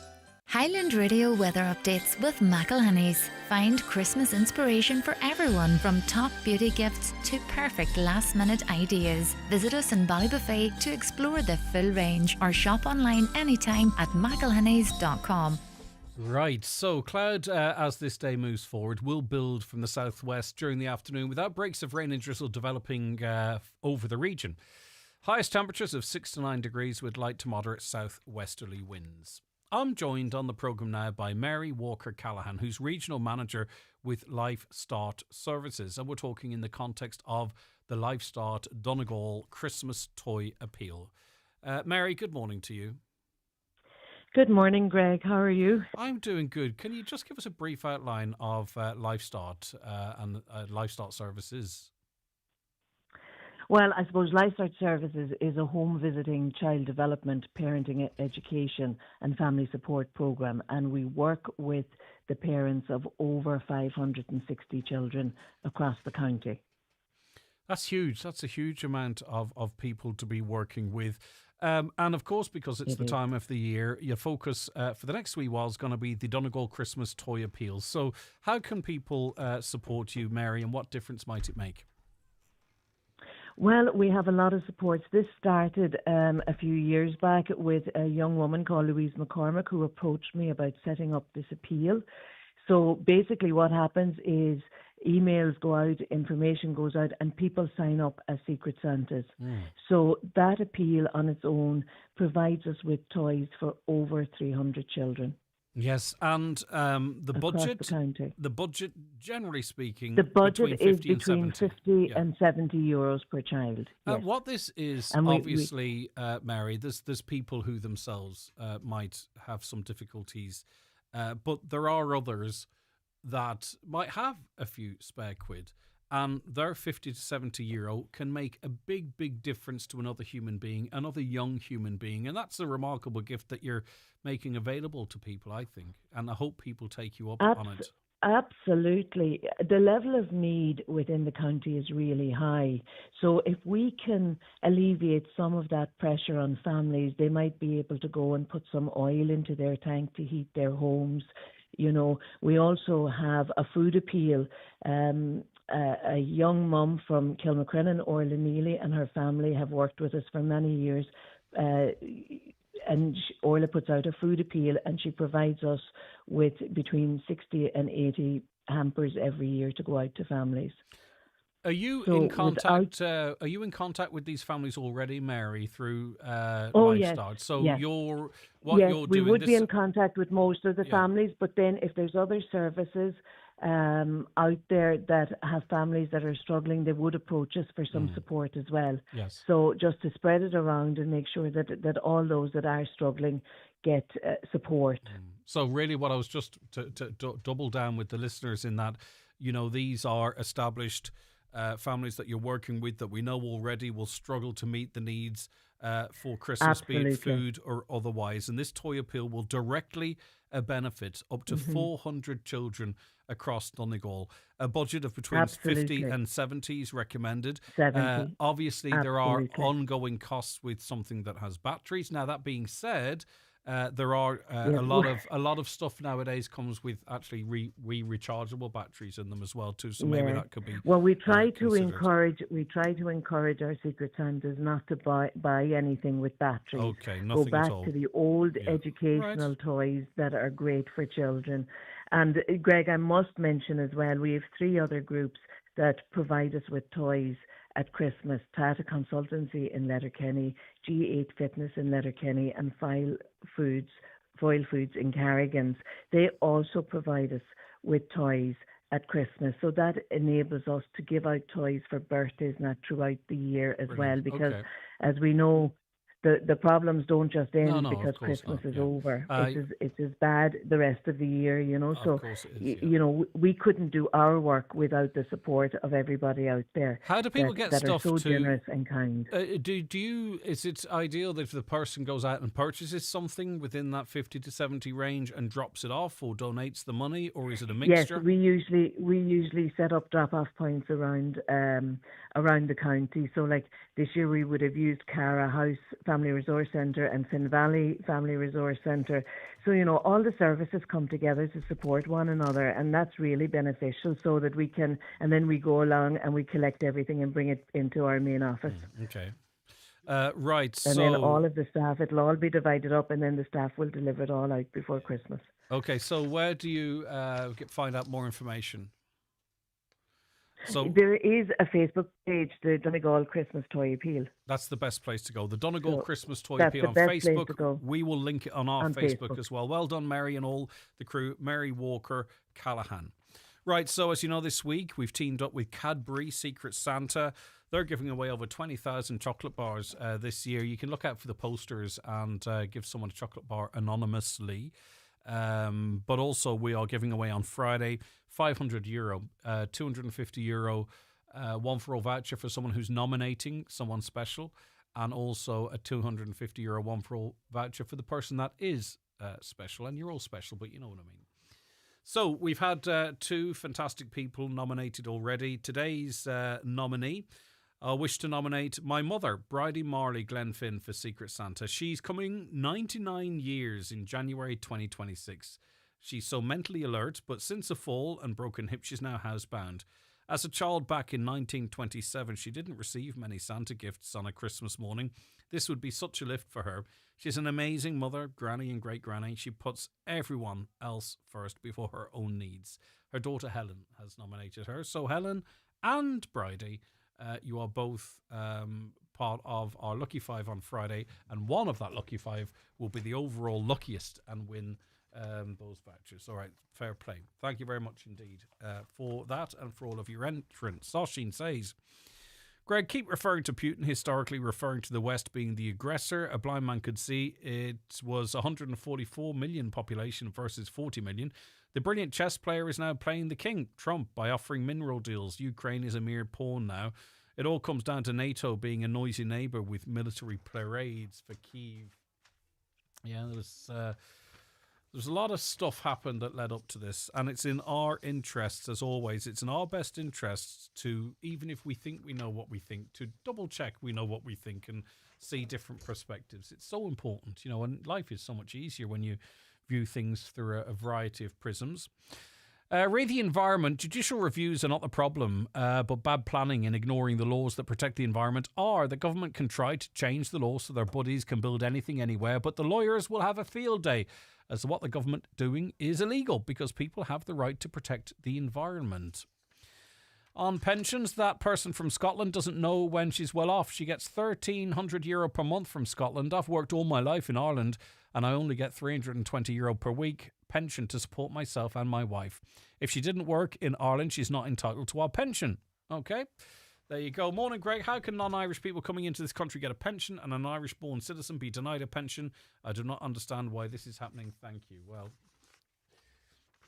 I don't know. Okay, listen, thank you. It's been an interesting day, hasn't it? We'll be back with you tomorrow morning at 9 o'clock. Have a wonderful